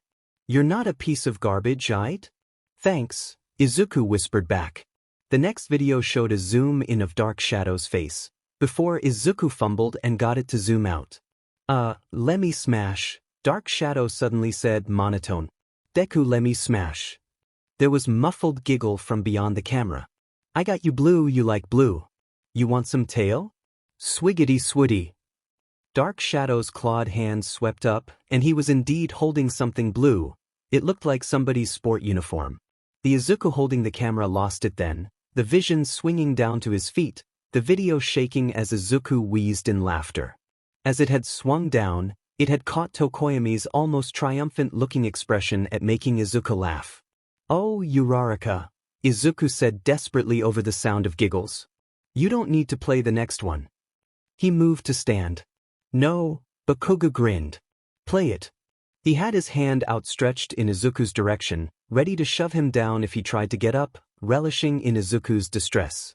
The video just showed the communal kitchen, a counter with something blurry, the fridge, part of the oven. All of a sudden the camera panned onto Izuku on the counter, and he leapt down, landed in a crouch, made direct eye contact with the camera and declared, I'm gay. Who filmed that? Kirishima asked through his laughter. Izuku fiddled with his fingers. I just finished shopping with, and in a rush, he whispered, Aizawa-sensei. What? Jur shrieked, the best equipped to hear that. Aizawa-sensei? Izuku buried his head in his hands again, and amongst the pandemonium, nobody heard Ojiro say, Is no one going to ask why Dark Shadow wants to smash? All right, listen up, Aizawa called across the classroom. This is important. Is it about exams? Yaoyorozu asked quickly, hand shooting into the air. No, not yet. This is about Izuku. Aizawa pinched the bridge of his nose. I need to make sure the lot of you aren't going to be a bunch of brats about this, but bring him in, he told the door.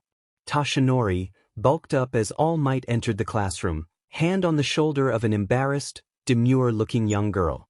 She was wearing trousers that fit almost too loose around her waist. A transfer? Kaminari asked, excited. A cute transfer? Kirishima asked immediately afterwards. No. Aizawa's tone was blunt and matter-of-fact. While visiting his mother this weekend, Izuku had an unfortunate encounter while saving a small girl from being hit by a car. Her quirk involves short-term gender reassignment. Good morning, the girl said, talking to her shoes. Sorry for the inconvenience, everybody. That's Deku. Bakugou yelled, hands slamming down on the desk as he stood. Good morning, Kaken, the girl, said miserably. This was why I couldn't take the train with you this morning. Izuku was hit with the quirk yesterday morning, and reports from the girl's mother and her quirk professional says that it can last anywhere from 27 to 52 hours. I expect you all to show Izuku the same amount of respect as before. Please take care of me. Izuku bowed deeply, and spluttered when long hair whipped him in the face at the abrupt movement. The first hurdle came during hero training that afternoon, Izuku dithering in the corridor that split into the two changing rooms, male and female. Just come in here, Izuku, Uraraka waved a hand at him. You're a girl for now, right? It wouldn't be fair on all of you, Izuku flustered, cheeks burning a bright red as he fiddled with his massive hair, easier to meddle with now that it was longer and spilled over his shoulder. Because I'll be a guy again soon. But I can't change in front of everyone else because… Uraraka said sympathetically, her eyes briefly dropping to Izuku's new and generous assets. I'll wait, Izuku said firmly. Until both groups are done, and then change afterwards. That way it won't be awkward for anybody. Sounds like a good idea. Yurakaka agreed. I'll see you out there, Izuku. The second hurdle came when Izuku actually stepped onto the training grounds, and it was soon found out that while his sports uniform was already snug as male, it was even worse when he was now a she. His lovely mother, the day of the incident, had grabbed him some female necessities, mostly bras, but not one of the sports variety.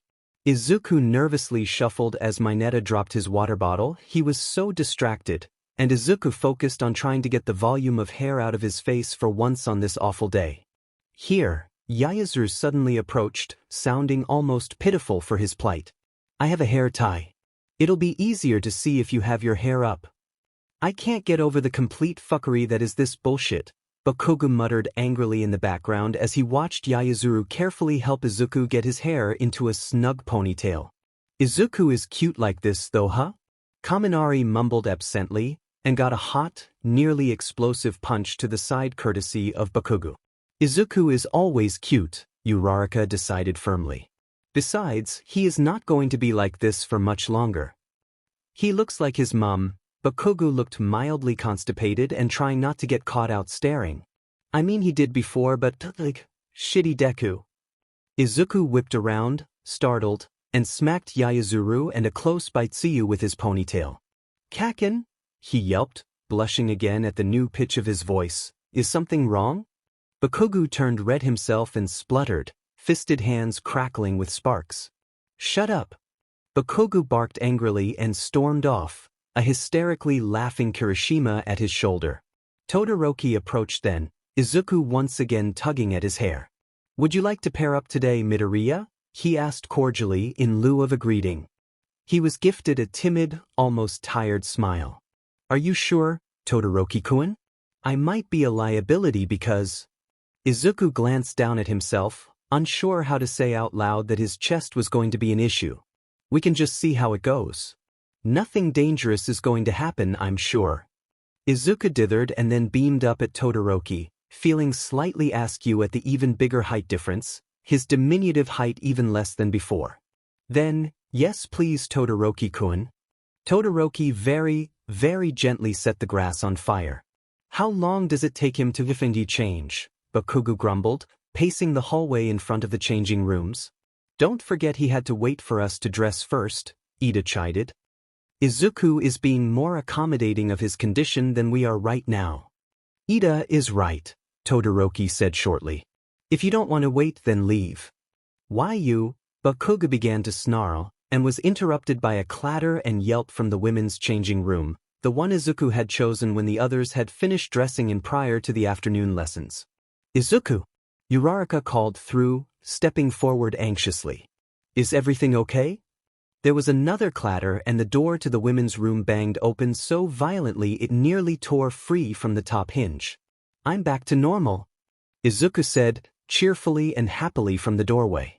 In his enthusiasm, he'd made it to the door in no more than a bra and underwear, a pair of low-sitting boxers.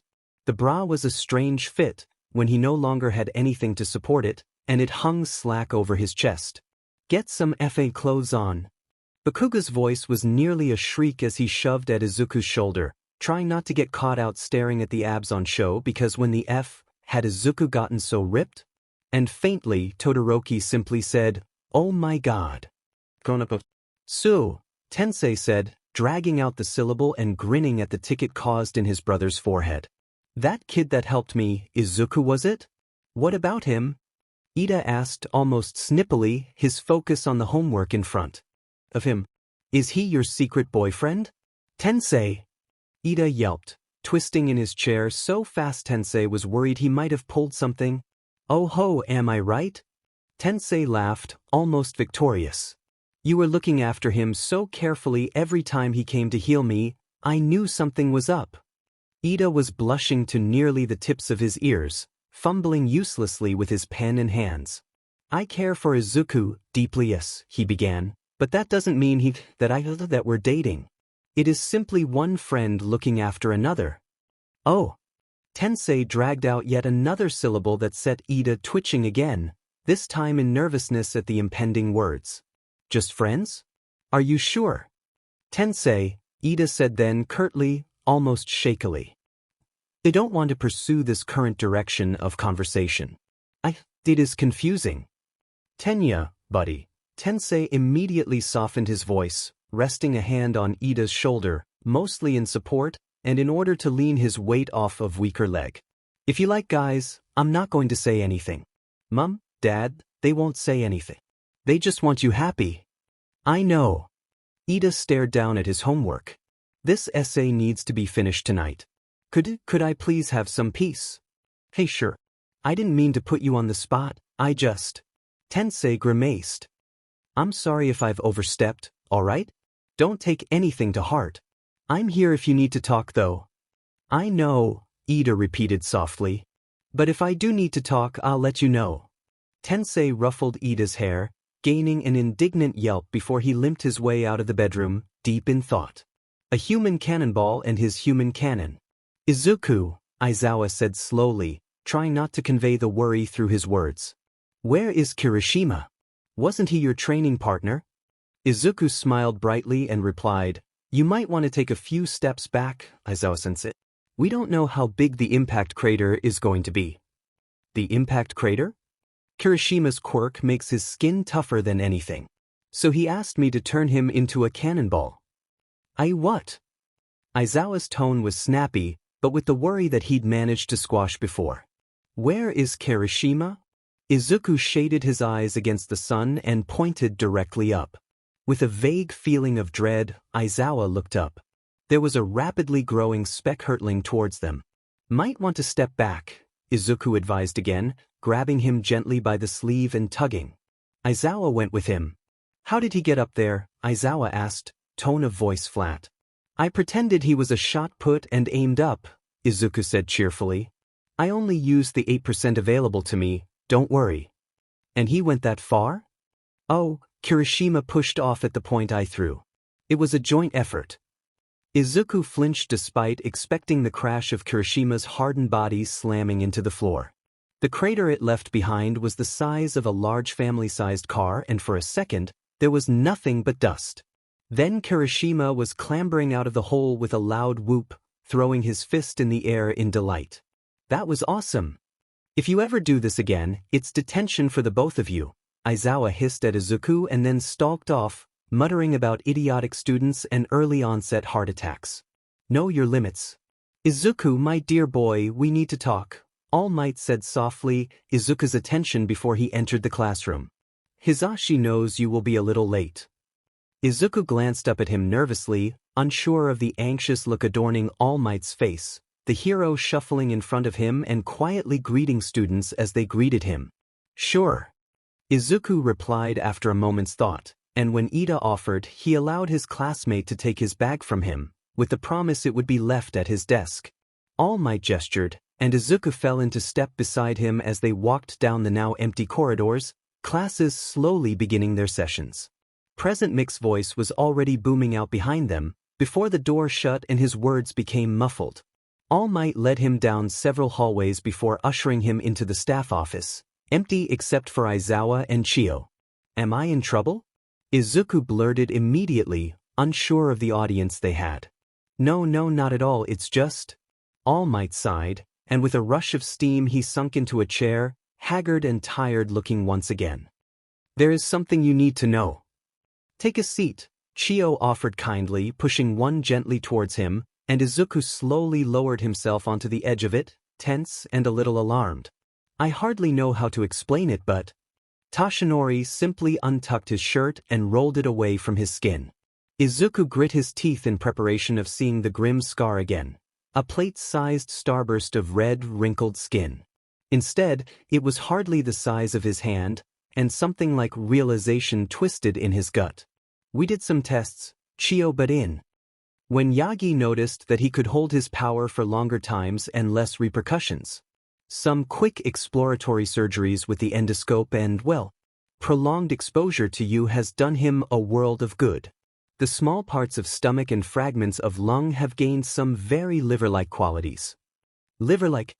Izuku asked, unable to take his eyes away from the blemish that was once all-encompassing and now looked as if he could cover it with his palm. The liver is versatile. Take a piece away, it grows it back. Yagi's lung and stomach are doing something similar. In the future, there may have to be a little surgery in order to make sure everything is connecting properly, but your passive humming around him, the singing when he's in the same room, is making him better, Izuku breathed, and looked up to Tashinori's face. However, Aizawa interrupted then, standing from his slouch against the wall. This is not a reason, nor an excuse to try and heal Yagi unprovoked, or in private sessions. But if I can help. We all know you'd push yourself, Aizawa retorted quickly.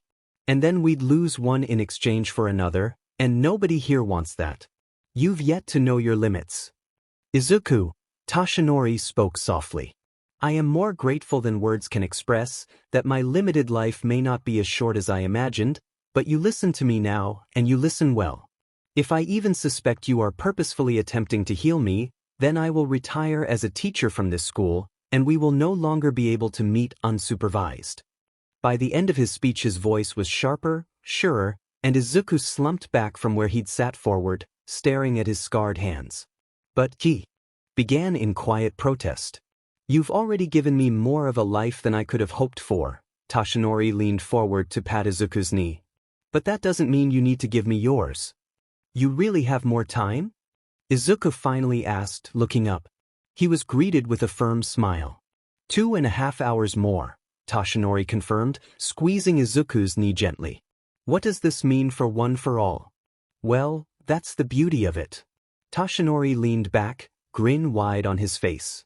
It's one for all after all. Whether one person has it, or two, it'll still do as it's meant to do. You can still be All Might, Izuku whispered. You can still help people. I can. Because of you. You're my hero. And Izuku burst into surprised tears at that admission from his idol, even as Aizawa muttered, how cheesy, in the background. Caretakers, of the best kind. Izuku, it's time to wake up. Izuku opened his eyes groggily to the soft prodding of someone's quiet voice, a gentle hand on his cheek. His other cheek was pressed to something firm and warm. I'm sorry for waking you up. Uraraka looked contrite and a little sad, her hand still pressed to Izuku's cheek. But we don't know where your room key is, and Kuda isn't back yet. Where? Izuku asked with a half-broken yawn. You fell asleep in the library, his warm pillow told him with a rumble, and hands under his knees lifted him higher, a little firmer. So we thought we should let you sleep, until faced with the problem of your locked door. His pillow was Ida. Izuku dozed off for a bit then, but Uraraka's hand gently patted his cheek. Your key, Izuku? Oh. Izuku sighed. My bag. Don't worry, we have it. No, not that. Izuku turned his head slightly, forehead pressed to a shoulder blade as he yawned again. In my bag. The key. There was the soft sound of rummaging that Izuku slowly crept off into sleep to. He jolted awake again at the feeling of someone taking off his shoes from where he was curled on the bed, the covers already drawn back. Oh, I can't sleep, Izuku mumbled, but couldn't find it in him to lift his head. I'll miss dinner. Don't worry. Ida drew the covers up and over Izuku's shoulders. The latest they serve food is 8. Uraraka and I will remain here and make sure to wake you if you don't get up before then. Izuku caught Ida's hand as the quilt was tucked up around his neck, and Ida faltered. Thank you, Izuku told him, sincerely, even as exhaustion tugged at his eyelids. And I'm sorry for falling asleep. Don't be silly, Ida's voice softened even as he gently gave Izuku his hand back, finishing the meticulous task of tucking Izuku securely in. If you need to rest, you rest. We won't begrudge you that with all you go through for our sake. Sleep well. Don't worry, we will be here if you need us. Izuku gave him a bleary smile, before tucking his chin down, his smile gentling as Uraraka reached to pet his head soothingly. Within seconds he was back asleep, the gentle lift and fall of his chest slowing down as he dozed. Ugh, Uraraka whispered, lifting her hand from Izuku's head. How can he be so cute? I don't know, Ida replied, voice equally as quiet. But it is quite something. A handful of treats. Good morning, Izuku greeted cheerfully as Tokoyami stumbled into the kitchen at a little after 6 in the morning. The heavy scent of sugar and chocolate was permeating the room, a near physical wall of smell. "Morning," Tokoyami said, almost suspiciously. He eyed the boxes upon boxes of baked confectionaries lining the counters. "Are you okay?" Izuku pulled the most recent tray out of the oven and frowned thoughtfully as he set it on the rack to cool. "Maybe. I couldn't sleep so." He gestured uselessly to the kitchen. "How long have you been awake for?" Tokoyami peered into the nearest box and found cookies. "Since, about 2, Izuku admitted. "But I wasn't alone, and Sato-kun helped me for a bit. He was cramming for the exam that Midnight said we have after the weekend, so he helped me for a bit when he got bored of the questions." "When did he leave?" "Oh, only about an hour and a bit ago." Izuku started to fill the kitchen sink with hot water. "How come you're awake?" Tokoyami shrugged and shuffled to the coffee maker, setting it to pour into his chosen cup. The crackles and pops it made were almost comforting. "Sun's up, thumb up.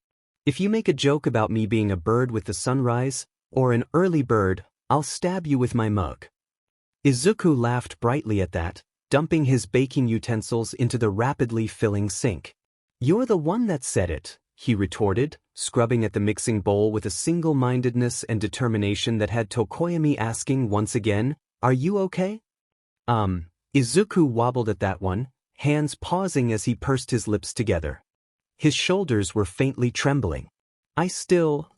Sleeping is difficult sometimes. Especially since, at the mall. The other day." One of his wet hands lifted compulsively to his throat, spreading bubbles and suds against his skin. "You need to talk?"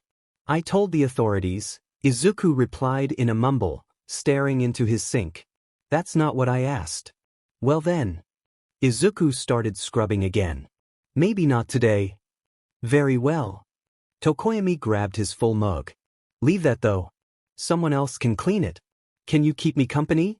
Izuku tilted his head in question and Tokoyami nodded his own head to the doorway that led into the living room. "You can tell me what you made. Let me know if there's any with oatmeal. Or peanut butter. I need to know if I need to hide any of those boxes from the others for myself." Izuku set the bowl aside to dry on the drying rack and grabbed the dish towel to dry his hands, with a mumbled, "Sure." Tokoyami watched patiently as Izuku boxed up the most recent batch that he'd set to cooling earlier, and then he let Izuku go ahead to the living room first, watching briefly from the doorway as Izuku tucked himself up into the corner of one of the couches. Something roiled in him, angry and twisted at seeing Izuku trying to make himself so small, so defensive. Setting his drink on the coffee table, he sat down on the opposite end of the couch. "So, what did you bake?" Izuku seemed startled that was all Tokoyami wanted to know, as if he expected some sort of interrogation for his behavior. The angry thing curled in him again, and Tokoyami couldn't tell if it was him or Dark Shadow. But Izuku was obviously and immensely grateful for the honest question and quickly hurried into a comprehensive list of what he'd made, what order he'd made them and, in his opinion, which ones came out best. There were oatmeal cookies but no peanut butter. Tokoyami managed to wrangle a promise from Izuku to make some next time the urge to bake hit him in the early hours of the morning. That was how the other dorm members found them several hours later, all of them having slept in on the day they all had off. Izuku was leaning into Tokoyami, his sleeping face nearly hid by the ruffle of feathers, and Tokoyami with an arm companionably resting around his slim shoulders as he read a book he'd pinched from the coffee table shelf. Nobody missed Bakugou's "What the F dash" at seeing the countertops full of baked goods. Izuku blissfully slept through it all. A serious dispute. Aizawa slammed a file at his table in the staff office. Nearly every head popped up nervously, ready for the rant that he was already gearing up to.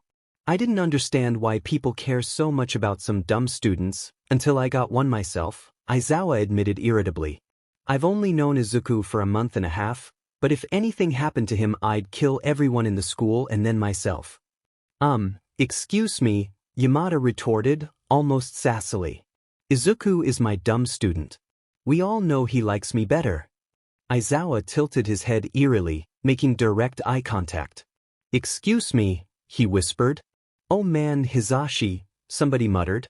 "You're dead." "Hello. It is me coming through the door after hearing the conversation." All Might declared, near slamming open the door. If Izuku likes anyone the best it's me, and in a quieter, more serious voice, anybody who wants to dispute this, training grounds in 10 minutes, I will whoop your butt.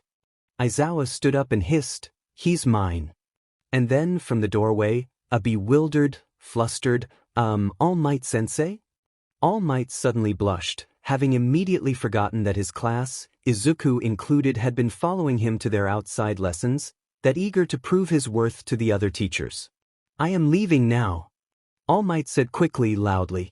Like a normal person, and then he slammed the door shut again, the hushed, murmured voices from behind the door sounding suspiciously like a happily emotional Izuku and calming All Might.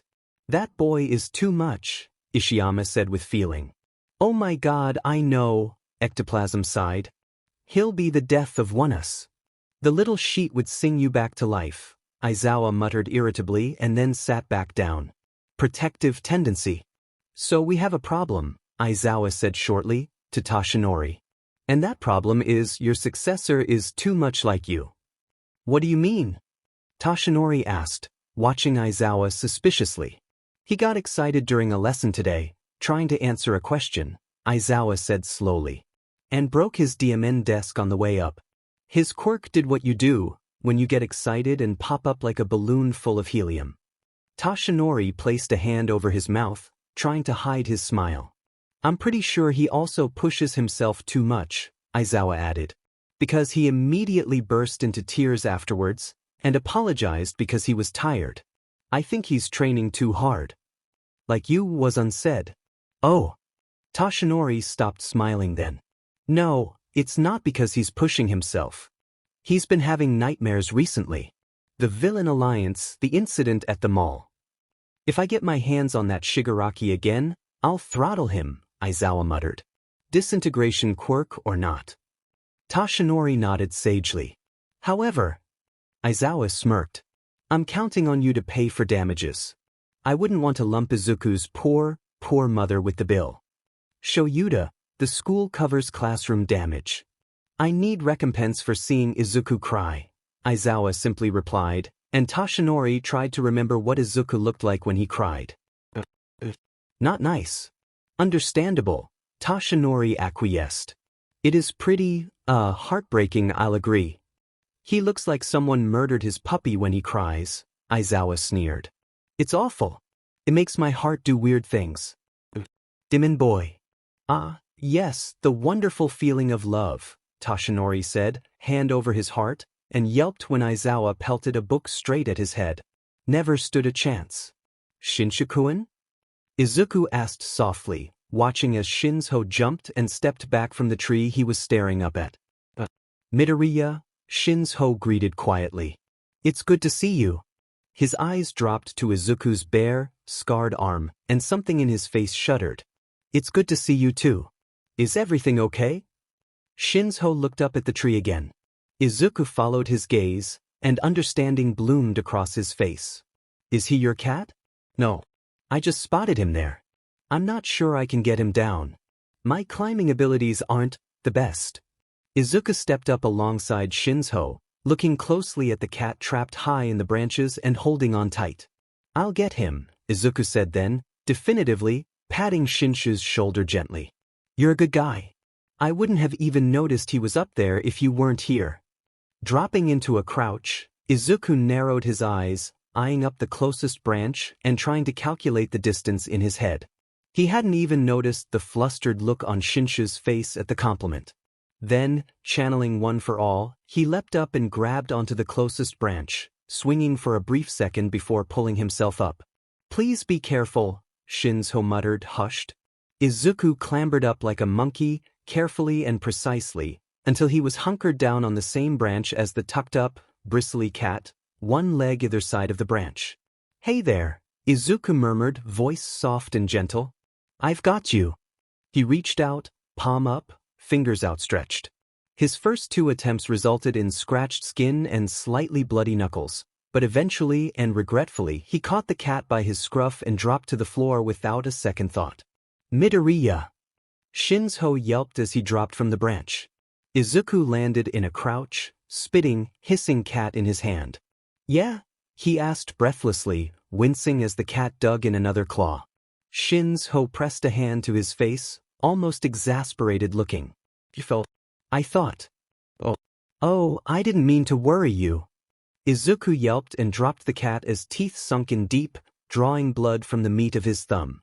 The cat shot off, fluffed up to twice its size. It wasn't hurt, Izuku offered as it ran off, watching as it ran away. You are. Come with me. I'll help patch you up. Oh, Shinshu-kun, I couldn't impose. Izuku shook his head, waving his hands in front of his face as if to say it was okay and just waving the wounds in front of Shinzo. I'll be fine.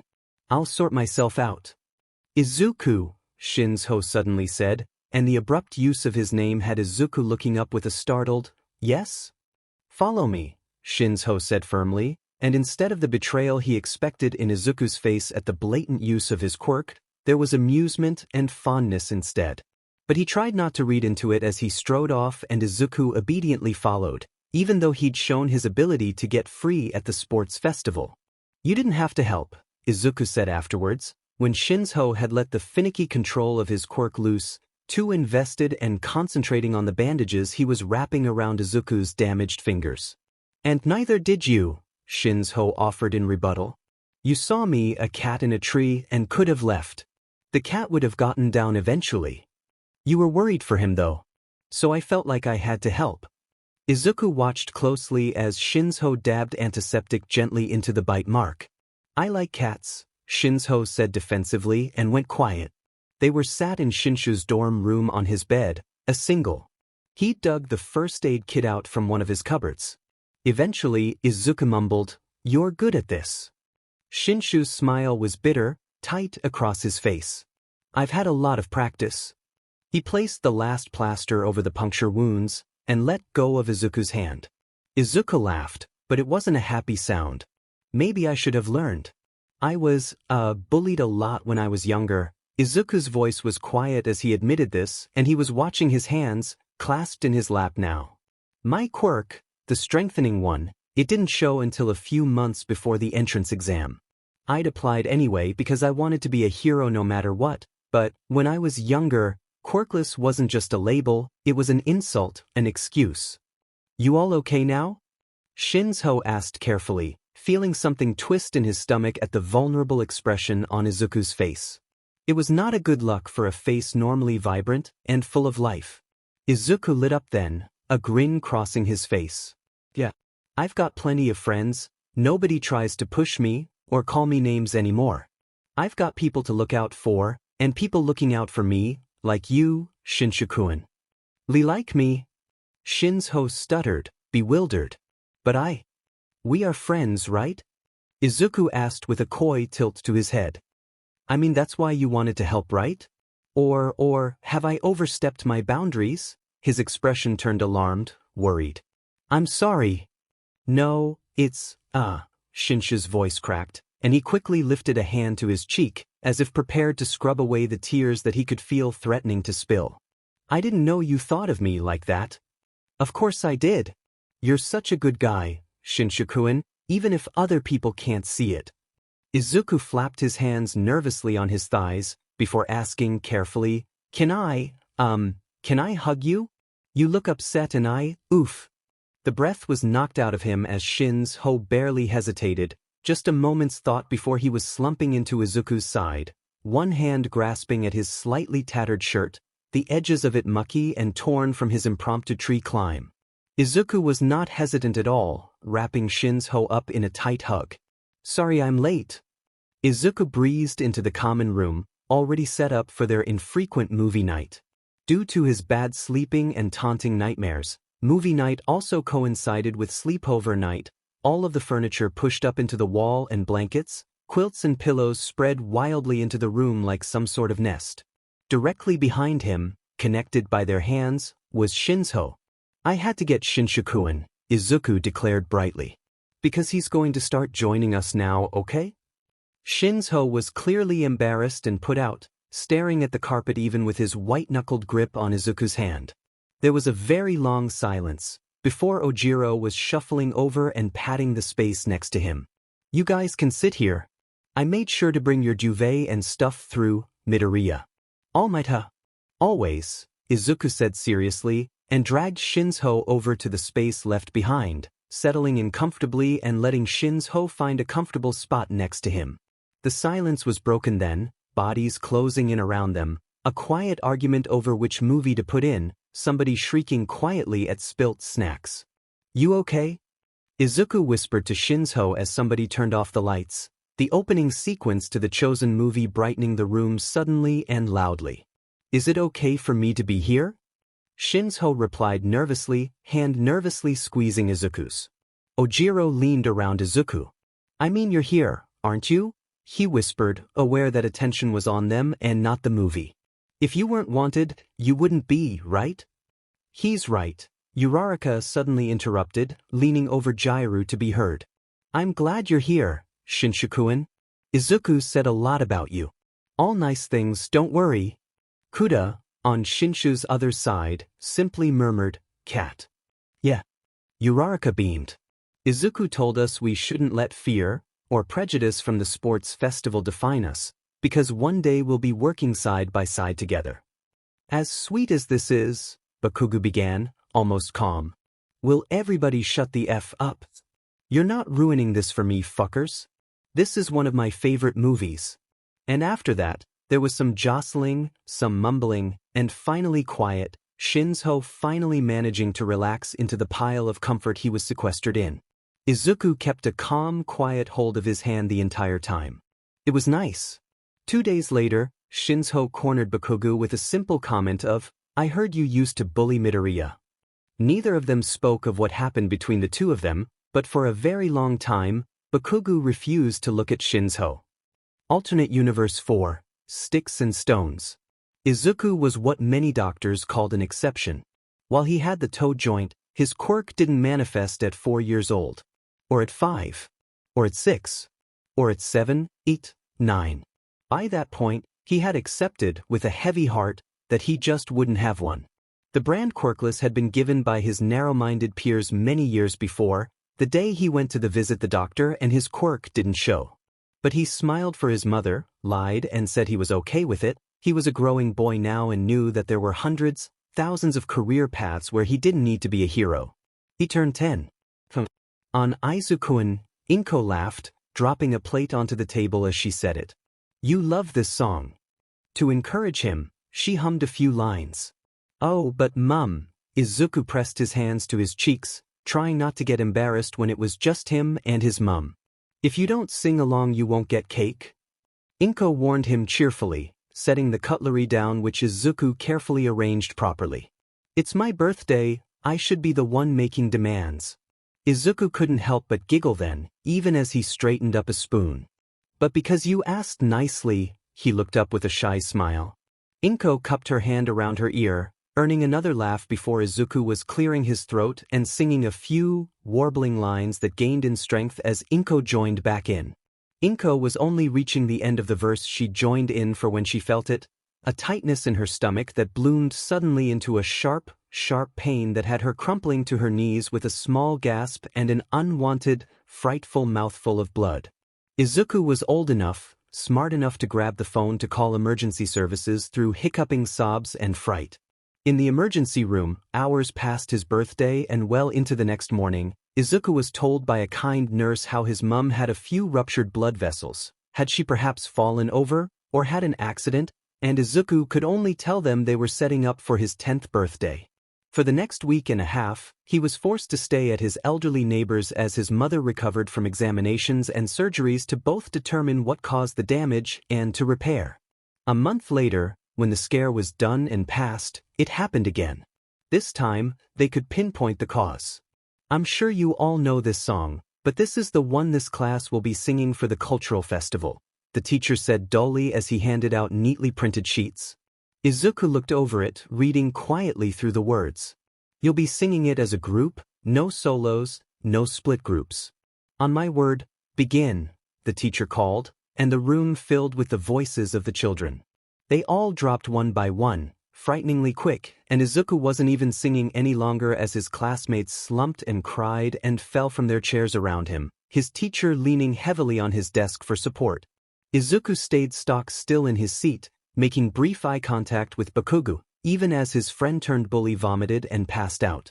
Through it all, the confusion, fear, fright, Izuku felt strangely revitalized, like his very body was buzzing with energy. On paper, it was an energy-stealing quirk. Nobody was willing to risk asking Izuku to sing to see what it really did, and when asked if he was okay, he was prompted to say that yes, he was fine, even felt a little perky when it had all been said done. Nobody said out loud that he could very much easily kill a person, though the unspoken words hung heavy. Izuku held his mother's hand tightly and wondered what actually happened to her because of him after all. But from then on, he made a resolution. He had no quirk. He wouldn't sing, not at home, at school, in private. He'd stay quiet completely if he had to. And if he turned selectively mute by the end of that very year, his mother was the only one not to blame him. Izuku broke his self-imposed silence years later, when they were at the unforeseen simulation joint, a broken voice shouting above the rest to cover ears, to make sure they didn't listen because he could do this to the people who threatened to hurt him, all might, children, but never to his friends. He had strength to use, a gift, but that strength wasn't what he would be using today. And when every head turned to his friends and Aizawa, listening to him without a second's hesitation, Bakugou quicker than the rest of them because he knew what was going to happen, Izuku felt the song swell in his throat, months of squashing his words, of writing thoughts to paper. He let that all out, and felt something settle into place, a grim, angry thing that was thankful the villains were squirming in pain, but regretful that he was the one to do it. All Might later told him it was the role of a hero, to weigh the pros and cons, the safety and danger. Izuku still felt as if he could taste ashes in his mouth from where he'd sung a simple song, at simple people, and watched them burn from the inside out all because they had different goals to him. Alternative Universe 5. The Perfect Blend. Izuku hummed to himself as he flipped chairs from tables back onto the floor, tucking them into place before slipping back behind the counter to check how the machines were warming up, fresh coffee beans already poured into place. Satisfied, he placed one of his bigger mugs into the fancier machine, one was old and one was slightly newer, and let it start to pour. Happy everything was set up, Izuku made his way to the door, ignoring the shadow of someone angrily pacing behind the blind. Slowly he let the blind roll up and the pacing person stopped, Bakugou turning to squint through the glass as the rising sun hit his hair and brightened it so it looked like a halo. Izuku smiled as Bakugou scowled through the glass, dark eyes turning to his watch accusatory, and then back up again. Izuku simply flipped the sign to open, and started to work on the locks. About time, Bakugou barked as he shouldered in through the door, beelining for his favorite spot in the far corner, where he could put his back to the wall and people watch. Your sign says 7, what's this bullshit? It's 7 Kaken, Izuku laughed as he trailed back behind the counter. Hardly late. Bakugou huffed angrily as he lifted his bag to the table, dragging out a laptop and several sheaves of paper. He barely grunted in thanks as Izuku set the huge mug at his elbow, already appropriately mixed with the perfect blend of sugar and milk. I haven't had my caffeine yet. You want me to die with this whole, hardly late sheet? Izuku laughed, and didn't even flinch as Bakugou slapped several coins and notes on the table, more than enough to cover his drink. He hated taking change back, so Izuku always put the change in the tip jar.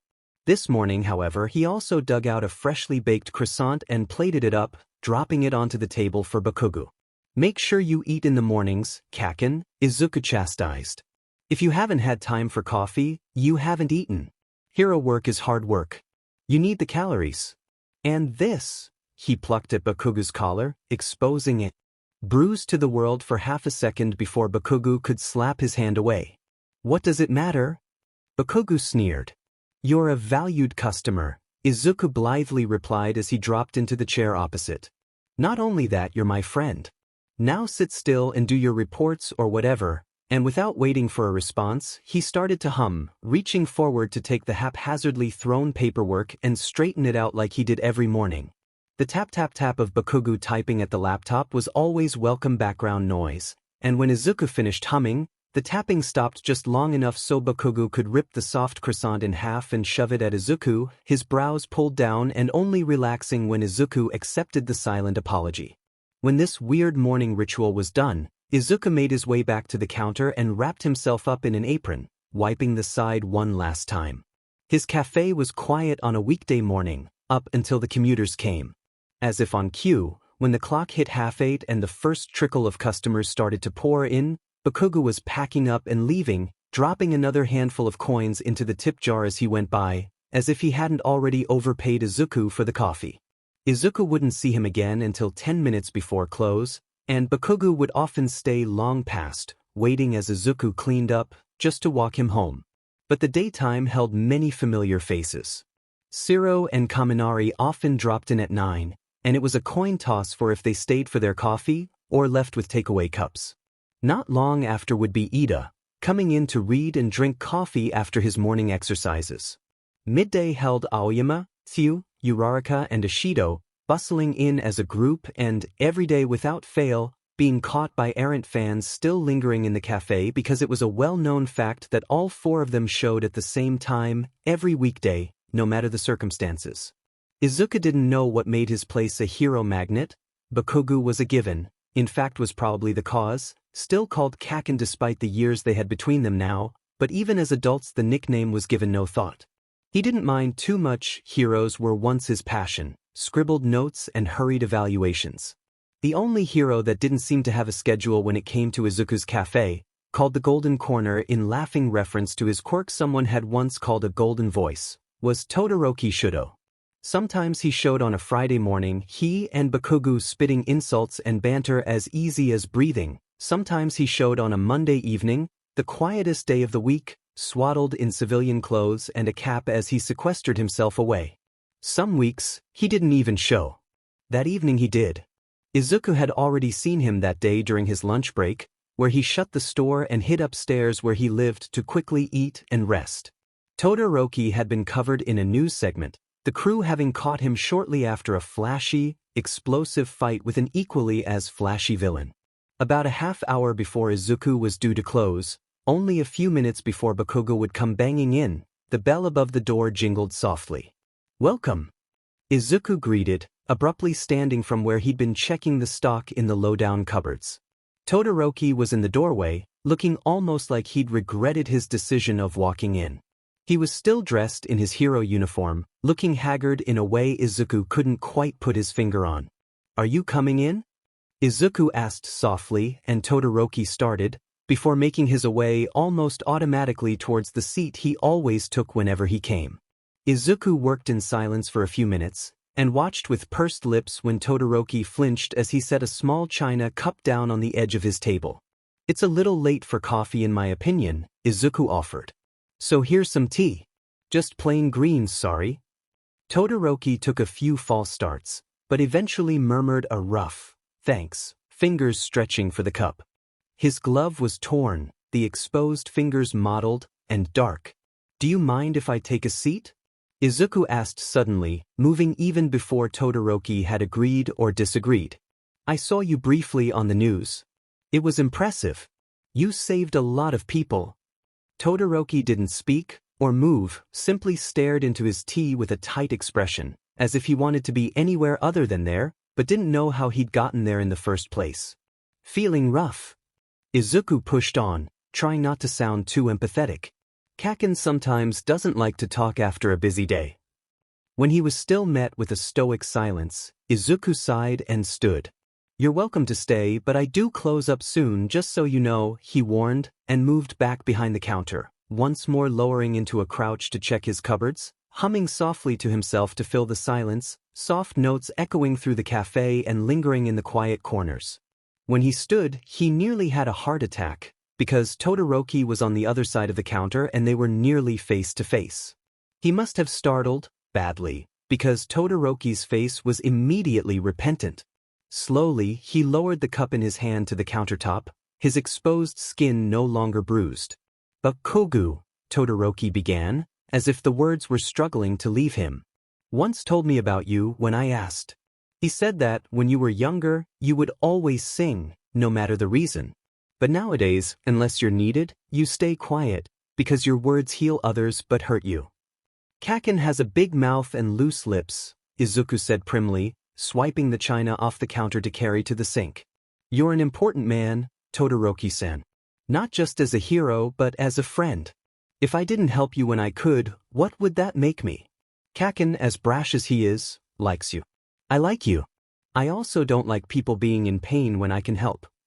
Todoroki hovered quietly for a very long time, making Izuku increasingly nervous as he stared and Izuku cleaned. Eventually, and quite suddenly, he dug into a near-seamless pocket to pull out his wallet, a handful of large notes finding themselves in the tip jar. And without another word, he left, striding past a confused, blustery Bakugou who had just pushed the door. What the hell was that about? Bakugou grunted, letting the door slam shut behind him. Someone who just needed a little help, I think. Izuku smiled brightly at Bakugou in response. I'll be done soon, please wait a little longer. Todoroki was back 2 days later, interrupting Bakugou's normally solitary morning. He looked less haunted, more cheerful, and even Izuku was drawn into the ribbing between Todoroki and Bakugou as he worked around them. If Izuku noticed Todoroki visiting more often, in good moods or bad, he never mentioned. He just bustled around his shop as normal, and hummed when he knew he was needed, for the hurts that were sometimes more than the physical. Fatherly figure. The silence was deafening, Izuku's smile frozen on his face, Tashinori equally as frozen opposite him. Very abruptly, Izuku wished the floor would swallow him up. Anything to take him away from the fact he just called Tashinori, All Might, Dad. Izuku, Tashinori began. Oh no, Izuku whispered back, with feeling, and abruptly began to backpedal, the question he'd absent-mindedly asked, endearment attached, already forgotten.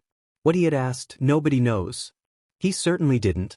Secretly, he wondered if he could viably live in a hole for the rest of his life, but Tashinori was still speaking, a hand reaching out. The window is looking like a good escape option to flee the embarrassment. Izuku could survive the fall, he'd fallen further, he's sure. And I'm glad you think so fondly of me, slip of the tongue or no, was what Izuku caught when his mind stopped whirling, a tentative hand resting on his shoulder. I didn't mean to, Izuku mumbled, mortified. He picked the noble option, the one to stay and deal with his fate. I'm not going to lie, Tashinori began. I don't have any children, a son or no. But I do believe you are the closest thing I have so far. I'm quite fond of you too, you know. It's mutual. I would be proud if you were my son. Izuku took a few moments to process the words, the gentle squeeze on his shoulder. Then, the sting of embarrassment changed to one of an emotion he couldn't name, his eyes watering. Tashinori's hand reached up, resting in unruly hair. Thank you, Tashinori said sincerely, unblinking as Izuku buried his sniffles and snuffles in a bony shoulder. But, to answer your question, the results of the practical won't be released until next week, but no, your broken ankle shouldn't impact those results. And the non sequitur, from serious to casual, was enough to have Izuku laugh, eyes still shedding tears. Later on, Tashinori waited until Aizawa had taken a good sip of tea, took a sip of his own cup, and declared, Izuku called me dad today. I think it's safe to say, I'm the favorite. Aizawa choking became his phone background. Rekindled friendship. Izuku's fist whipped up past his face, Bakugou unable to help the flinch at being so close to being struck with emotion born of pure desperation. Abruptly, he wondered what would have been left of his face had Izuku's hit connected, because the resulting shockwave blew through several floors above them, Ida's startled voice a sound of static in his near-forgotten earpiece. Cognizant, but surprised, Bakugou wondered where on earth Izuku, Midoriya, Deku had been hiding this power the whole time, only to whip it out in time to join Yuuei and destroying Bakugou's chance of being the only person from their middle school to attend. Afterwards, Bakugou stood with the rest of them, Izuku at his side nursing a brutally broken arm, blood smeared on his face from Bakugou's own ruthlessness. He stood with the rest of them as they watched the building finally collapse in on itself, the walls crumbling under their own weight. Izuku's power hadn't just ripped through the floors above them, but had torn through the roof, blasting debris into the sky and raining it down on spectators, even as he used his genius plan to give Uraraka the ammo she needed to blindside Ida and take control, to take the win. Bakugou couldn't help but wonder if he'd been wrong about his once-childhood friend after all. A part of him was reluctant to admit the display of power had been hot. He squashed that part down ruthlessly. Deku was Deku after all. Except, apparently, when he wasn't. Their relationship changed from then on. Bakugou did his best to remember the days where they slept at each other's houses, laughed at the same cartoons, played with the same toys, and tried his best to treat Izuku with even the smallest bit of respect as he'd had back then. Izuku, dumb Deku, idiot that he was, welcomed him back as if there'd never been a change. Bakugou didn't know how he'd earned such blind trust and affection, but he was definitely loath to lose it again. And nobody would get in way of that. Not if he had his way. Karaoke disaster. Whose bright idea was it, to decide on karaoke? Aizawa asked from the doorway of the dorm common room. Several of the at disarray class 1A cowered at the look on his face. Really, the only one of them that didn't flinch was Jairu, and that was because Izuku was passed out on her shoulder. It seemed fun at the time, Kaminari tried to explain, pushing his toes into the carpet. None of us are hurt or sick, and Midoriya was on board. How many of you were there for the lecture describing the effects of Izuku's ability? Aizawa asked tightly. Every hand went up. Then surely, being the bright students that you are, you would remember that Izuku's ability helps the body latently, and not just for injury? Or for upcoming ailments you are unaware you might have. F-, Bakugou said loudly with feeling. F- indeed, Aizawa spat. Microphones don't amplify his ability, but he's within close enough proximity with all of you anyway. Next time you attempt to kill your classmate, I hope you don't try at all, or at the very least, think before you do. He strode into the room, students scurrying away like he was Moses and they the Red Sea. Jairu was barely breathing as Aizawa reached down to scoop up the too limp, lax body from her side. Izuku's breathing was weak, but slow and deep. In the empty doorway was a completely justified, unrepentant Shinzo, arms wrapped tightly around his middle, tired worried eyes on Izuku. He'd been the one to tattle, after all. Shinzo was the one sat by his side when he woke up, attached to all manner of machines. That bad? Izuku croaked, breath misting the oxygen mask. Not touch and go, Shinzo murmured quietly, steady hands reaching to help Izuku sit upright. But definitely weak. You didn't realize it affected you as much. When you fell asleep, the others said you just got tired, but I know the difference between someone sleeping and someone unconscious. He patiently helped Izuku lift the mask off, setting it the side where it wouldn't get tangled, and then offered a glass of water. He kept hold of it, letting Izuku take gentle sips from the cup to wet his dry mouth. How long was I out? Just the night, and this morning, Shinzo placated.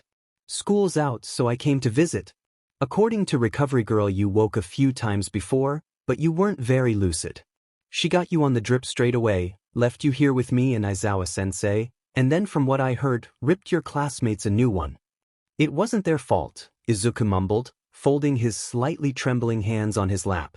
I thought I was better at it. That I'd be fine. We all have a long way to go. Shinzo twisted his hands in his shirt, staring at his own fingers. We're still just teenagers, and have a veritable lifetime to learn how to adapt, to grow, to learn. You make it sound as if you failed. You've just learned a new limitation. Izuku's fingers white-knuckled before loosening. Shinshukuin, I don't know how I survived before without you in my life. Thank you. To be honest, Shinzo began dryly, I don't know how you made it this far either. But you're here, and have plenty further to go. I'll be here if you need me. Izuku smiled, and let Shinzo help him lie back down, this time curled on his side vulnerably, knees tucked to his chest, and one hand holding onto Shinshu's. He fell back asleep like that, Shinzo keeping a careful, quiet vigil. Todoroki-kun, can I ask you a question? Izuku said, pen scratching quietly at his paper. Todoroki's only reply was a considering hum as he continued focusing on his calculus homework intently, his pencil leaving wisps of fog from the cold in its wake as he scribbled. You live with him, so, do you know if Endeavor can turn his face off or is it always on fire? Todoroki's cold and already brittle pencil snapped in two. In the study corner that most of Class 1A inhabited there was a silence, pages no longer turning and pens no longer moving as nearly every head lifted to face Izuku, who seemed unaware. The only person unaffected who continued working on their homework with no more than an eye roll was Bakugou, who had grown up with Izuku and all of his weird and strange questions. Todoroki stayed quiet for a very long minute, looking at the scraps of wood and pencil lead in his hand, frost creeping along his papers. Eventually, still quiet, but with a little bit of bite to his words, he replied, "I don't know. Do you know whether or not All Might is your father?" Bakugou's pen suffered the same fate as Todoroki's pencil. However, his was a tad more explosive and served to splatter his suddenly impassive face with a gout of ink. His homework was not salvageable.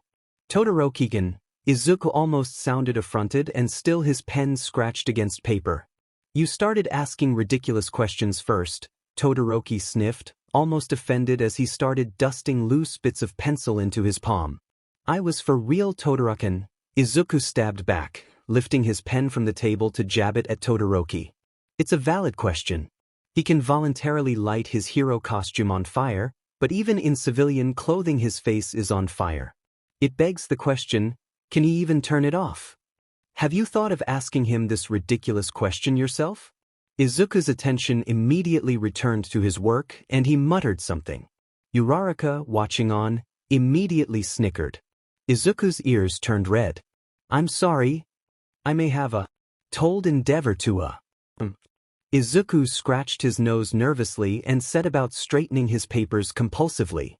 "At the very least, I doubt he wants to talk to me, let alone answer any questions." Uraraka was nearly convulsing with her attempt at keeping in her laughter, but she was set about digging out her phone. "Uraraka," Izuku whispered. "You promised, no more videos." Uraraka slid her phone across the table and before Izuku could snatch it, Todoroki had already scooped it up. He was so interested he wasn't even offended when Bakugou, still dripping ink from his chin, leaned in to look. The video was choppy, but showed Izuku in the doorway of the classroom. The camera was front-facing, the focus on Izuku's face and Todoroki, reading in the background. "I'm the Shuto Guardian, guardian of the Shuto," Izuku whispered into the camera. Uraraka's face popped in next to his. Endeavor quivers before him. After that, the video cut into an edit, the camera facing at a sideways angle focused on Izuku facing down Endeavor in his hero uniform from school, slightly tatty and his brow furrowed. There was a mumbling in the background noise, but before Todoroki could discern what it was about, the camera zoomed in on Izuku and Endeavor's face as Izuku pointed a finger in Endeavor's face and yelled, awfully loud, "Oh, F off." Uraraka, the person filming, could be heard mumbling, "Get wrecked." Almost immediately All Might had swept in from somewhere to gather Izuku up, mortified, but by that point the camera had cut off. "Why did you record it?" Izuku whispered, mortified. "You told Endeavor what for," Uraraka said pompously, accepting her phone back. Todoroki looked like he was trying to hold back a seizure, one hand pressed over his face and his entire body trembling past his control. "Besides," she added, "I never miss out on anyone getting there but handed by you. It's like witnessing someone have a spiritual experience." "I'm a member of the Izuku Experience Club," Kirishima muttered. Kaminari added. "President," Bakugou declared, letting his chair drop back onto all four as he glared down at his mess of papers. "Izuku," Todoroki wheezed, as if choking on laughter. "He annoyed me." Izuku's voice went shrill with indignance. "Saying this and that about the festival, and that I was a distraction for your goals when anybody with two eyes and a brain could figure out they were his goals for you. You're going to get into trouble if you keep this up," Todoroki pointed out.